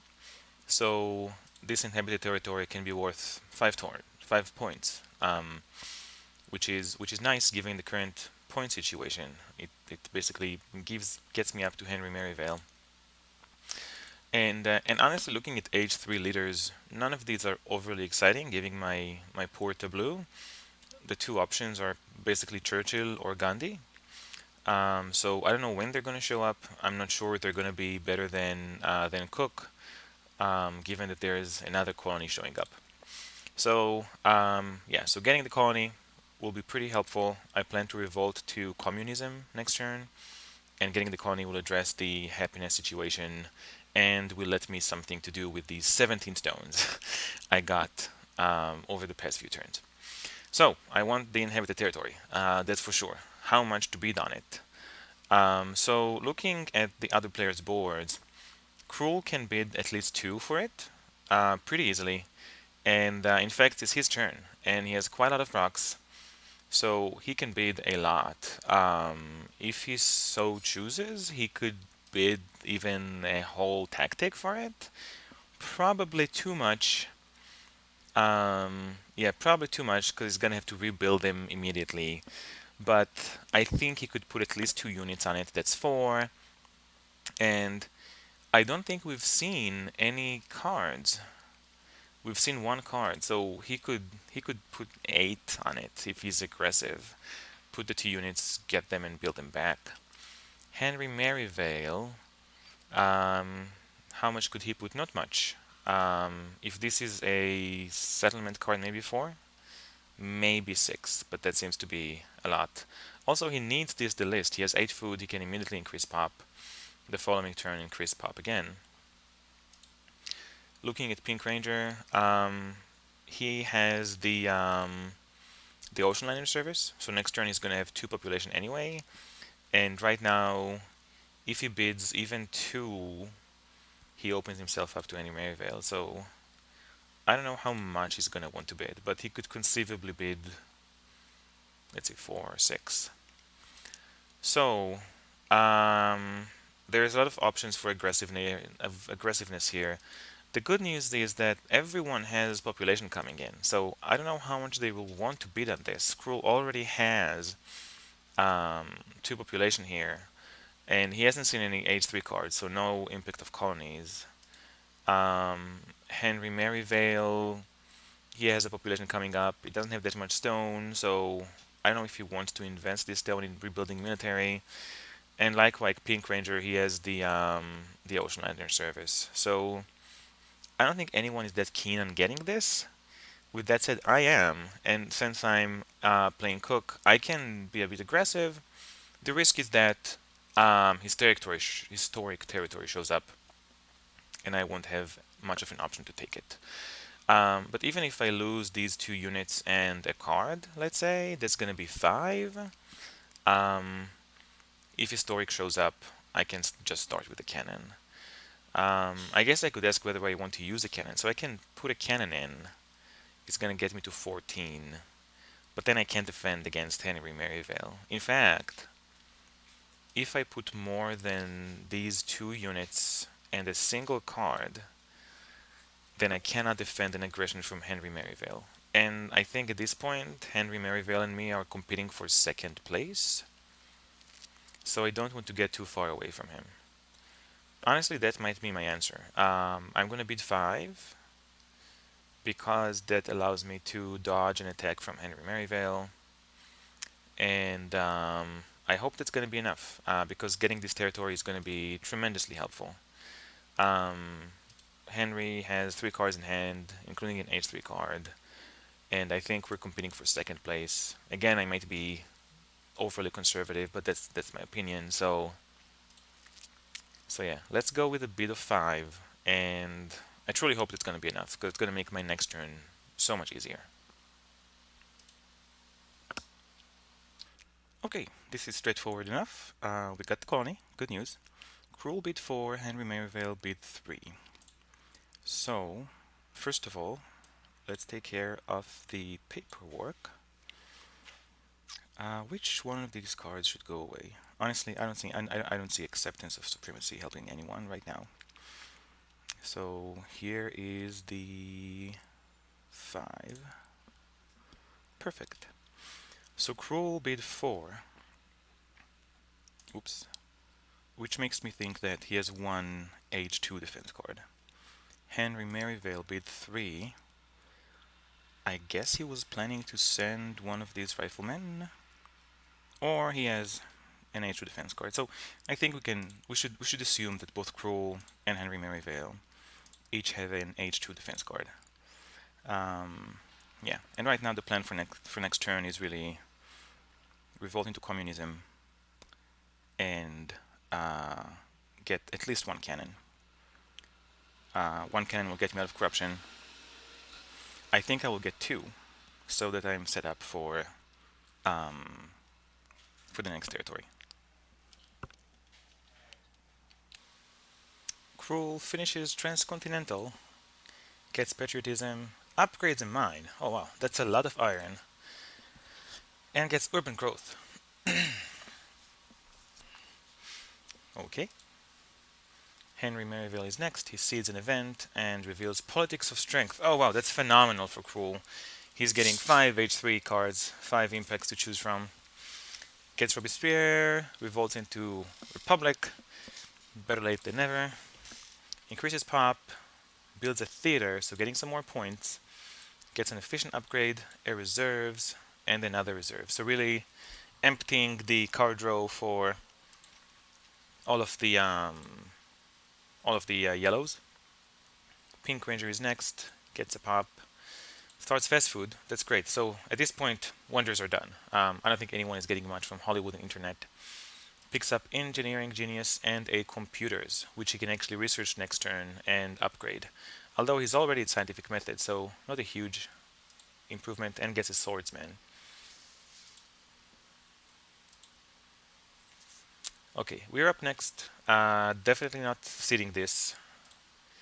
With this science, I'm not expecting to go far. So the plan was to um, revolt into communism, and honestly, I don't think the plan is going to change. An alternative is doing Way of Nationalism, building some cannons, and maybe picking up hate drafting air forces, I guess. But seriously, at this point, I need the civil actions, I need the military actions. So we're just gonna revolt, and thankfully, the colony may mean that my happiness is done, and I'm gonna get these cannons. So I am a head and military, and I'm ready to get the Hysteric territory when it shows up, and any other territories, to be honest. Developed would be amazing, strategic would be amazing, wealthy and vast, probably lower priority. But yeah, final stretch, I think we're in a reasonable spot. I think I'm safe as far as military is concerned, at least for now. Cruel might go for a Napoleonic army. That's an option. He has the he has the military actions, he has the technology, so that might happen. Something to be aware of. And in that case, I can push more cannons, just more and more cannons. Next turn, I can get. Yeah, next turn, if I choose, I can convert everything into cannons. I have enough stones. So let's see how far this gets us. No leaders yet, and the wonders are all gone. I think, given our shoddy infrastructure, it's good. Variety, not surprisingly, we're the last on it. Um, it does mean that we can get a warrior and a religion for 2 points each. And I guess I could try and pick up this engineering, maybe research it. I don't know. So yeah, let's keep monitoring. There's air forces out there, which I saw. We'll see if Kroll gets it. Um, he might. The game doesn't have much left, so if he wants to attack someone, he needs to hurry. I think that as soon as either Churchill or Gandhi show up, I'll take them. And any yellows that show up, it's really up to the card draw now. Let's see what happens next. So here's another territory. This one, it's a vast territory. And let's see. There's 2 more cards left in the deck. One of them is historic territory. How much do I need this vast territory? So it will let me get, let's see. So it's gonna give me 4 tokens and 4 food. So I'm gonna be at 9 food. Right now I'm gonna get 2 more population by the end of the game, right? 3 and 4, 3 more population by the end of the game. And This territory is gonna get me, I think, 5 or 6. What do I do with them though? What do I do with them? Do I need that many people? I guess Pink Ranger might want this, because he's suffering from food problems. I just don't think this is worth resources right now, because if I put one cannon, I go down to 23 and that's fine. But then, when Historic Tory shows up, I want to put another cannon, and now my military planets. I don't think that's gonna be the way to go. And honestly, I don't know if I don't have what to do with all these people. The barrier right now, because I want to put one person in temples, one person in one person as a warrior, and that gets my impact of variety to 12. Maybe I'll get, maybe I'll get what, an arena? Because my science is really low. Maybe I'll get this journalism, and then I need one more person, maybe two. Yeah, I just don't see. I don't think I need this food right now, nor the meeples, and I prefer to keep my military units for the historic territory. Plus, there's 3 more H2 cards. 2 of them were put in by Henry Merivale, 1 by Cruel. Yeah, right now, West Territory is the territory I need the least. Maybe Wealthy Territory I need the least, but West Territory is second place. I need Historic, Strategic, Developed in some order.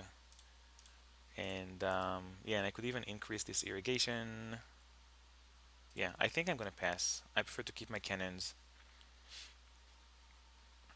and wait for historic territory or others.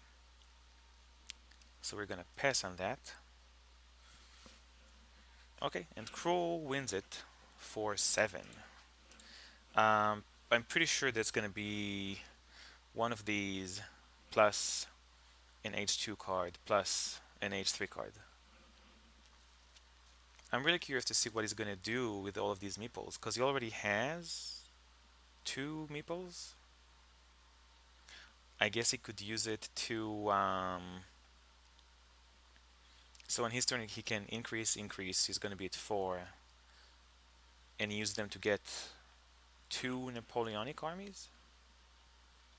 But they can already get 2 Napoleonic armies. Okay, we'll find out soon enough. Cruel sends in um, 1 swordsman and then an H2 and an H3 defense cards. And he has a large number of cards in hand. Patriotism to get the swordsman back. And then he takes multimedia, discovers it, builds it. Okay. And he takes democracy. Interesting. Okay. Is hit by corruption. Did he even need it patriotism? I'm not sure. Henry Merivale's next revolutionary idea picks up military theory, which he cannot get for the next 2 turns. He's starting construction of the internet. Upgrades warriors, going up to 19 strength, increase pop. And that's about it. Pink Ranger is next. Develops computers. He got all science technologies. Interesting. Upgrades a couple of times. He's gonna run out of food as well. Gets a pop with his ocean liner service. Picks up movies. He can actually get next turn. And engineering. And starts fast food chains. Oh, and builds a swordsman. So he's at 19 strength right now. And he's out of food. So we're now in the interesting spot where I'm ahead in military. And I'm wondering, do I want to play any aggressions? So we know, I strongly suspect. Let's look back at the results of the colony. So Cruel bid 7, Henry Merivale bids 3, and Pink Ranger bids 7. So I suspect that Pink Ranger might have an H2 and an H3 defense card as well. Henry Merivale only bid 3. Does that mean he has no defense cards here? Or at least, yeah, when Cruel revealed it, he only had one H2 card. So the question is one of these H3 cards another defense card? So Cruel discarded one of them. Pink Ranger has another one. Um, if Henry Merivale has an H3 defense card, then he can dodge my aggression, but he really needs that specific one. So, question is, do I want to attack him with probably an aggression armed intervention, or would I like to play Impact of Variety? And right now, Impact of Variety gives me 11 points, so I'm losing a point versus Cruel and Henry Merivale. But I think that by the end of the game, I'm going to have at least a tempo and a journalism and maybe a warrior. So I could get another 6 points out of Impact of Variety pretty easily. And it does. Getting the historic territory now would be pretty perfect because I can immediately rebuild. Does he have potential for more defense? So Pink Ranger could get another swordsman, and that puts him at 24. And Henry Merivale. I wonder if I should keep the armed intervention until I have 6 cannons. So get the next colony, and then get up to 6 cannons. And that's gonna give me another 8. So I'm gonna be at 34. And that's a very healthy space to play an aggression on either one of them.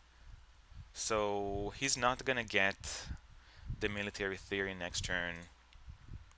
And yeah, and Pink Ranger doesn't have much to do in that territory. So maybe we should see the Impact of Variety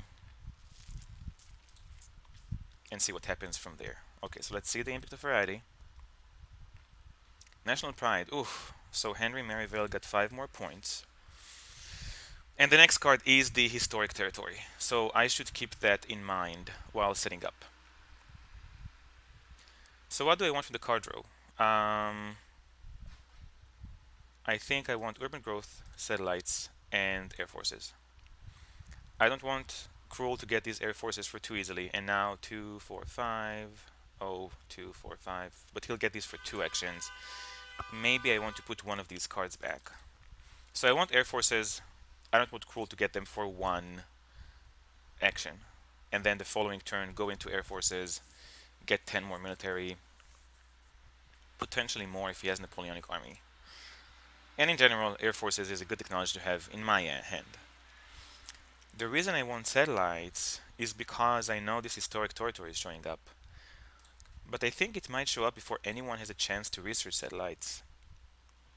Another reason to pick up the satellites is that it's going to help the others with the Impact of Variety. Whom am I competing with here? I think I'm competing with Henry Merivale for 2nd place, potentially 1st place. Yeah, Henry Merivale is doing amazingly well, so I don't see Pink Ranger doing very well, even with the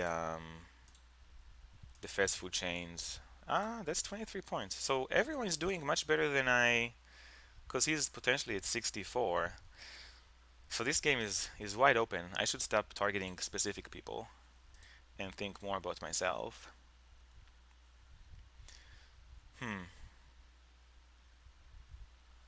So let's say I get these cards. I don't want any of these military technologies. Democracy is not happening. And I think I'm going to go for journalism, not computers. Endowment for the arts. Maybe I should get the endowment because right now it gives me 2 points. Yeah, even when Pink Ranger finishes the Wonder, he's going to be at 64, which is where I'm at now. So I don't think endowment is going to give me more than 2 points. Maybe Cruel is going to take it? I don't know. So yeah, I think these are the cards I'm getting for the card row. And then let's get a population. Let's get a cannon. Let's upgrade a farm. And next turn we can increase population and get journalism for some science, some points. What do I do with the last two actions? I'm in 8 cards in hand, so I can pick one more card.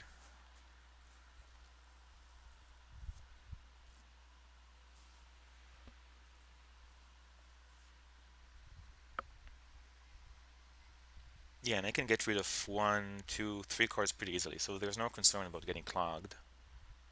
Should I take these tanks? Just so that no one else can have them? Or should I get the modern infantry?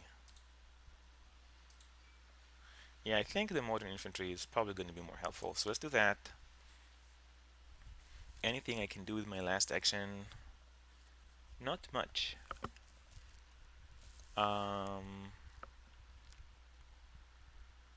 yeah, not much at the moment. Okay, so maybe we're gonna stick to that. Can I blow up a mine to get a religion? It's gonna give me some more points, and I still have Wave of Nationalism, and I want this for the Impact of Variety. So this is gonna give me 4 points. It's gonna prepare me for the Impact of Variety. If anyone has Impact of Happiness, it's gonna help. I think I can wait with it. I think the ore is gonna be worth more than the points. Okay, let's hope I got this right.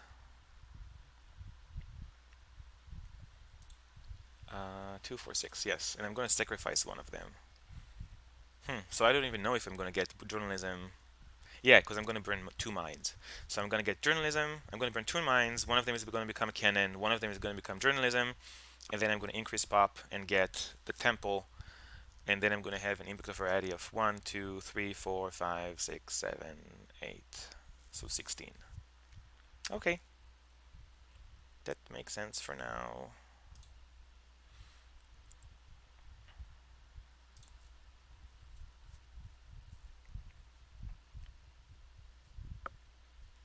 I still have not drawn any defense cards. Have I drawn any defense cards this game? I don't think I did. I really don't think I did. Maybe in age one. Impact of Wonders. This is great. I probably want an Impact of Wonders because it's gonna give me 15 points.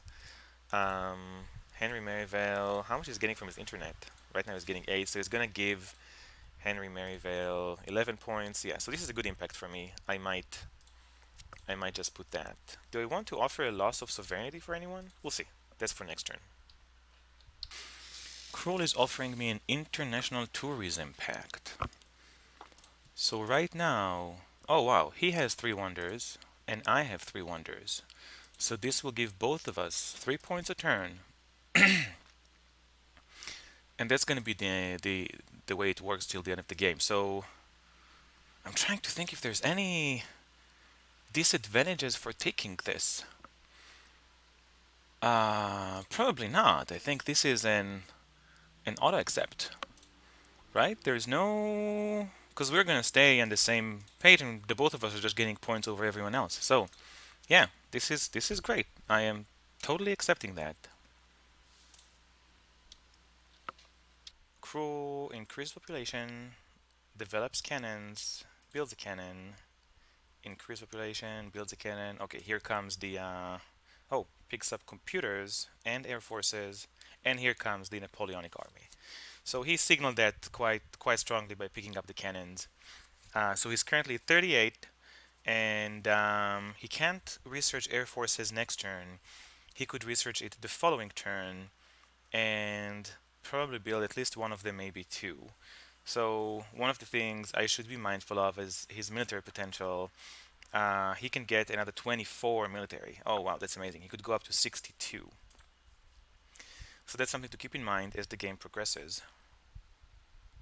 Henry Merivale is next. He sees an event. Okay, and here's the historic territory.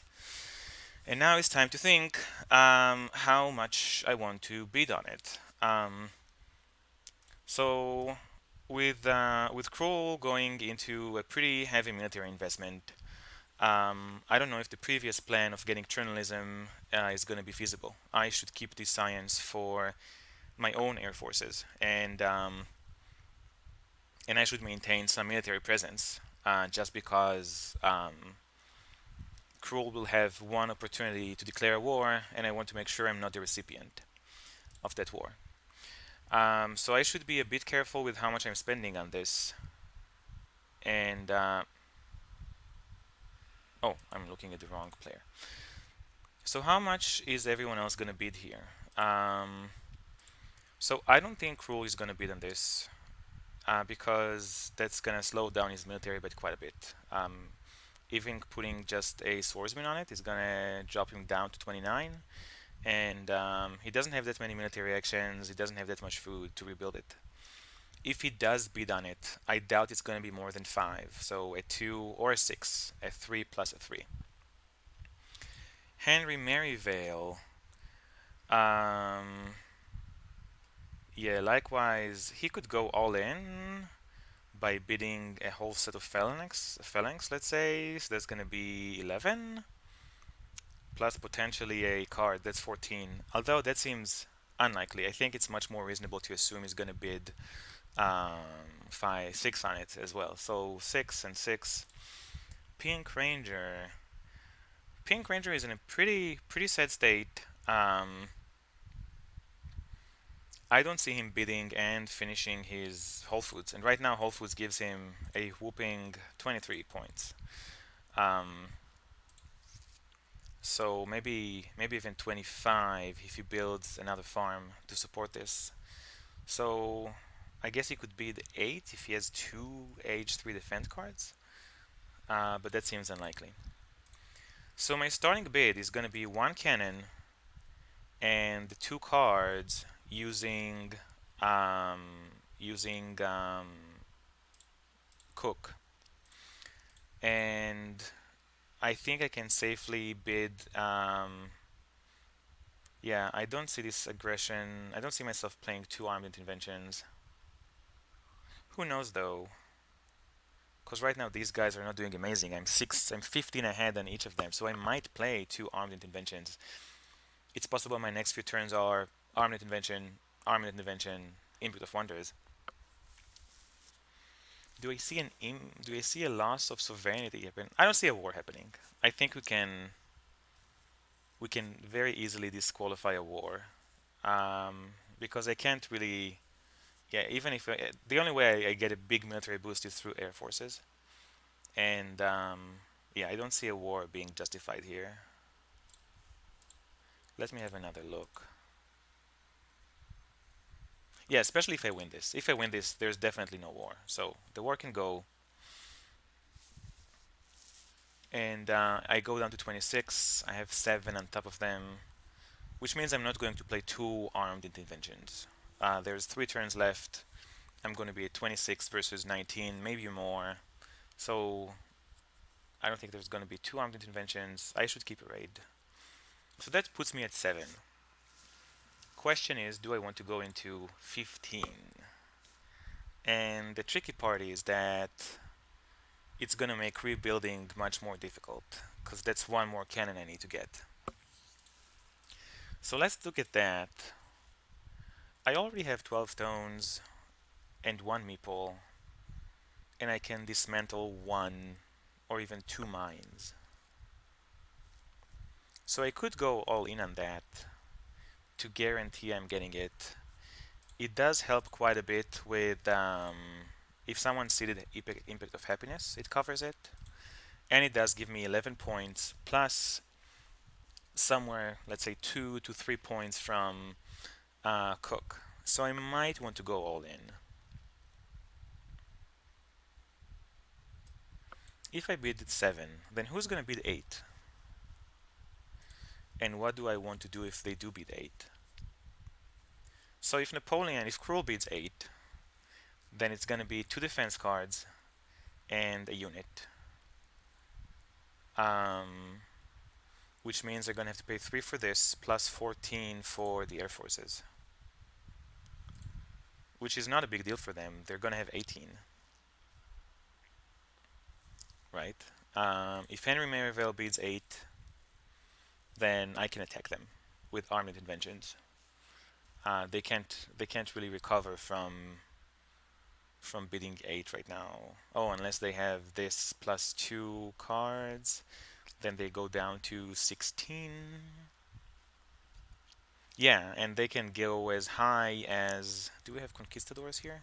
Yeah, we have conquistadors, so they could build a knight with this, and that's going to be all of their military actions. They're going to go down to 16, and then they're going to get 7, 23. Yeah, so they're going to be open for armed intervention, and likewise Pink Ranger. So I don't see anyone bidding more than 7. If they do bid more than 7, then they can't recover their military enough to stop armed interventions, or even a war on culture, so I can punish it. I feel comfortable with bidding 7 right now. Yeah. Oh yeah, because I could even get another set of cannons on my turn. Yeah, on my turn I could declare war on culture and get another set of cannons, which makes me wonder if I want to bid on this at all. Um, that's because there's no Gandhi. Only one of them is gonna get Churchill if they take Churchill. So I can get another 11. I could go up to 44, 45. Go up on 45 and declare war on them. And yeah, neither one of them is in a place to really beef up their military. So maybe I should go for the war. The war is going to be the risk with the war is that the person I'm targeting with the war is going to concede. And I could see a situation where I declare war on Pink Ranger and he just resigns. Henry Merivale, I don't think so, because even with one war, he could um, he could get second or maybe even third place. Hmm.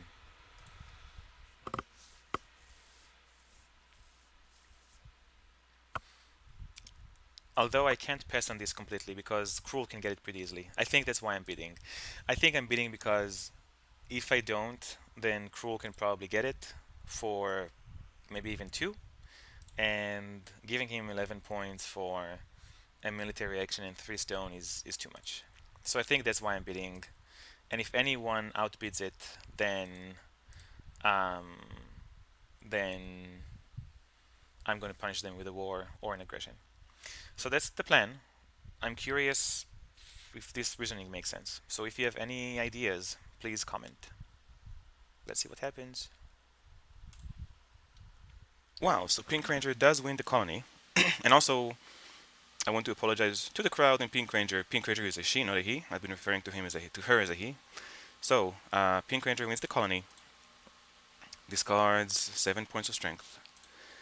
And then Henry Merivale for his turn gets Churchill, builds a rifleman, play reserves for food, builds a knight, gets Churchill, picks up military buildup, and rockets. Pink Ranger for her turn gets a pop, builds a farm to not lose any points, gets Einstein, elects Einstein, and discovers engineering. So, here we go. So let's take a tally of the state of the game. 1, how many turns are left? So there's at least 2 turns, this one and the next one. Question is age 4 going to hit this turn? That seems highly unlikely. There's 12 cards left in the deck. Between the 4 of us, 4 are going to go away. So that means each of us is going to have to pick 2 of them. I'm probably going to pick 1, and I'm guessing Cruel is going to pick 1 or 2. Henry Merivale is going to pick. He has quite a lot of actions, and he's going to get rid of these yellows, so 2. And Pink Ranger might pick 2. So it is possible that the game finishes next turn, but that seems unlikely. Especially given that there's a whole bunch of technologies here and everyone's pretty flooded.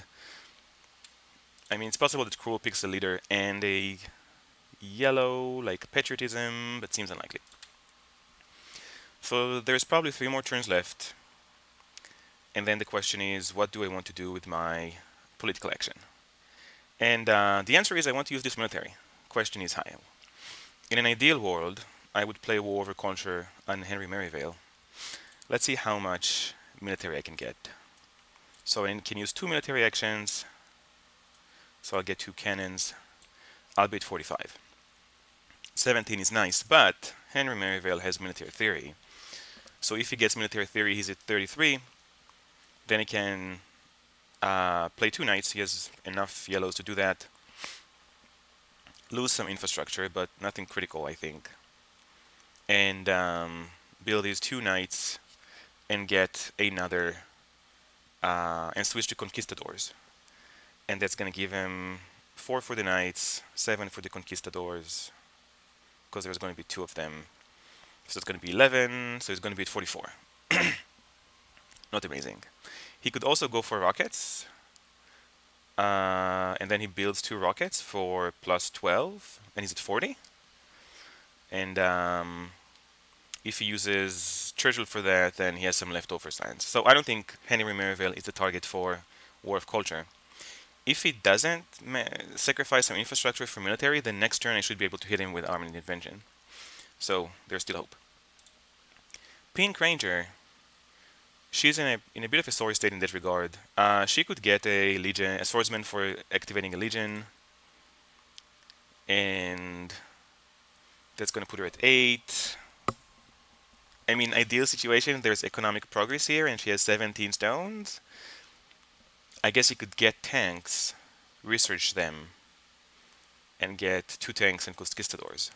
And that's going to be 3 plus 13, 28. I don't see her going much higher than 30. So I could declare war on culture on Pink Ranger. My concern is that if I do that, she resigns because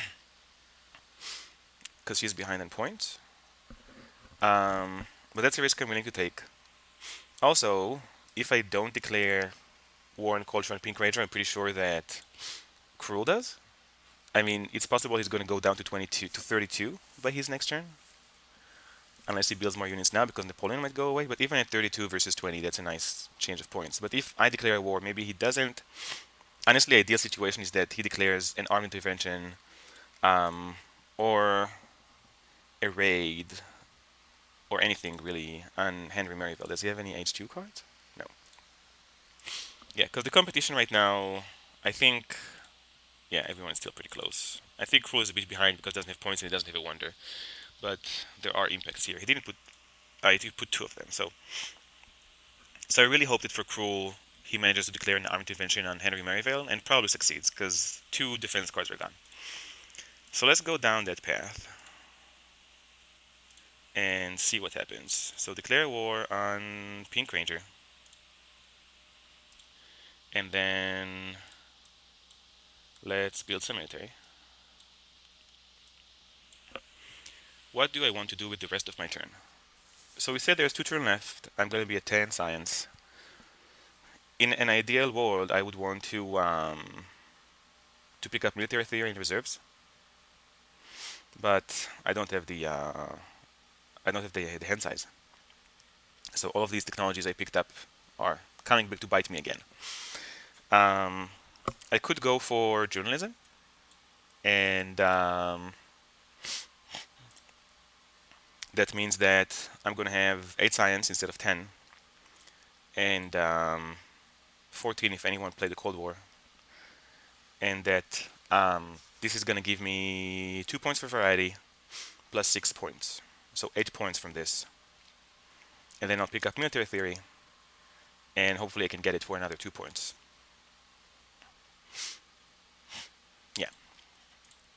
Another option is to open growth a temple, and thanks to varieties, temple is going to be worth 5 points, so 5 points, 8 points. In that case, I don't research journalism, and I have 3 actions left. I can pick up these reserves. I don't think I need more than 6 or 8 stones anyway. All of my stuff is cheap. I can build back one cannon if I use one for colony, which seems unlikely at this point. So I think I'm going to get some more points for the journalism, and also this sets me up for afterwards building a religion anyway. So we do this, we get the journalism, we urban growth, a journalism, and we keep up this military theory for the off chance that one of these is a developed territory or a Cold War. Yeah, I think that's the way to go. And now it's up to see what Pink Ranger does with military, and honestly what Cruel does with his political action.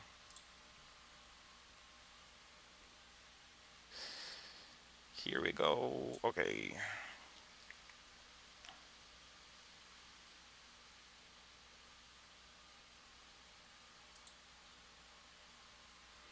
Sid Meier showed up. Doesn't help me one bit. um, yeah. I think the one wonder I, the one leader I might want to take is Gandhi for my last turn after Cook goes away. Right now, I really hope to get 2 more hits from Cook. I'm gonna get at least one, hopefully 2. Yeah, unless Iconoclasm shows up, that would be unfortunate. And on points, Cruel is at 77, Henry Vale is at 100, Pink Ranger is 61, and that's before Wonders. So looks like the aggression was to by Campbell, and Henry Merivale did not have 2 defense cards. So some more points, 7 on everyone, 14 on Henry Merivale. And since this is the last turn, really isn't much to do, just to clean up. So I have an unhappy face. Let's take this Chop Clean. Did Pink Ranger put any impacts? She didn't. So I don't know if there's going to be an impact of happiness in the deck, but doesn't hurt. And then let's transform this farm into a warrior for 2 points with impact of variety. And let's take everything that could be of use. And I think that's about it. So I'm really curious to see how this game turns out.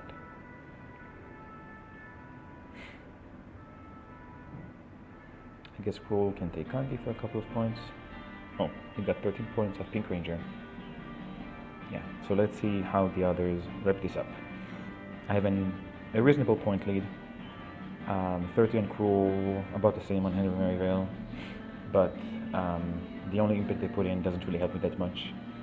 I have no idea what impact they put and what else they're gonna seed. My infrastructure is in shambles, so this is not over yet by any means. Event reveals refugees. So that's nice. That's 3 more points. And then, oh, just revolts to democracy. Interesting. To me, that probably says either he has nothing to do or ceded the input of government.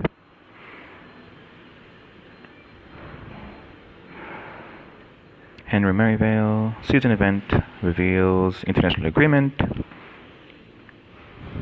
which doesn't do anything. I don't have any more political action. He builds some units, so he's second place in the military, and he finishes the internet for 9 points.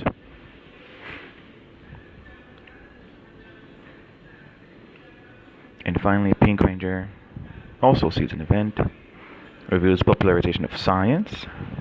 Oof, not amazing for me. And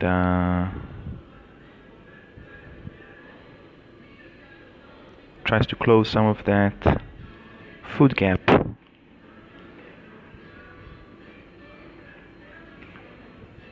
Okay, let's see what are the impacts and who wins. There are 6 of them. So impact of population. Oof, that's not amazing.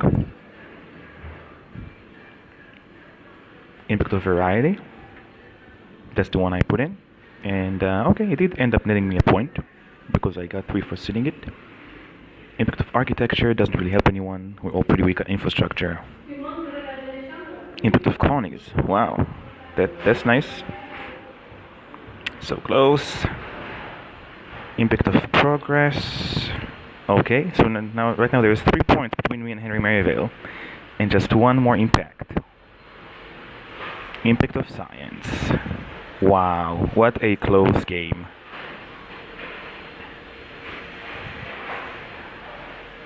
Very well done. Very well done, everyone. What a great game. So, just to recap, I was writing Aristotle pretty nicely and going for an architecture, for an infrastructure game. This is how I usually play the game. But then whiffed pretty hard on Da Vinci. So I had Da Vinci with no technologies to support him. Um, and then I think another mistake was so Da Vinci was probably underrated. I did not fight hard enough for alchemy. That's a lesson learned. The card row with 4 players is much more aggressive. And then I think getting that cartography, I managed to make it work, but it was close. I could have used that science for more science. I think that it would have been a better idea. So from there, I got Cook and managed to snag some colonies on really good timing. I made a bit of a gamble going for the Eiffel Tower, and from that point on, my goal was just to make as much points as possible and defend them any way I can. So I think going for mono cannons worked really well. It helped me establish a pretty strong military position. Um, Declare a pretty big war on Pink Ranger and armed intervention on Henry Merivale, which practically won the game. So good game all around.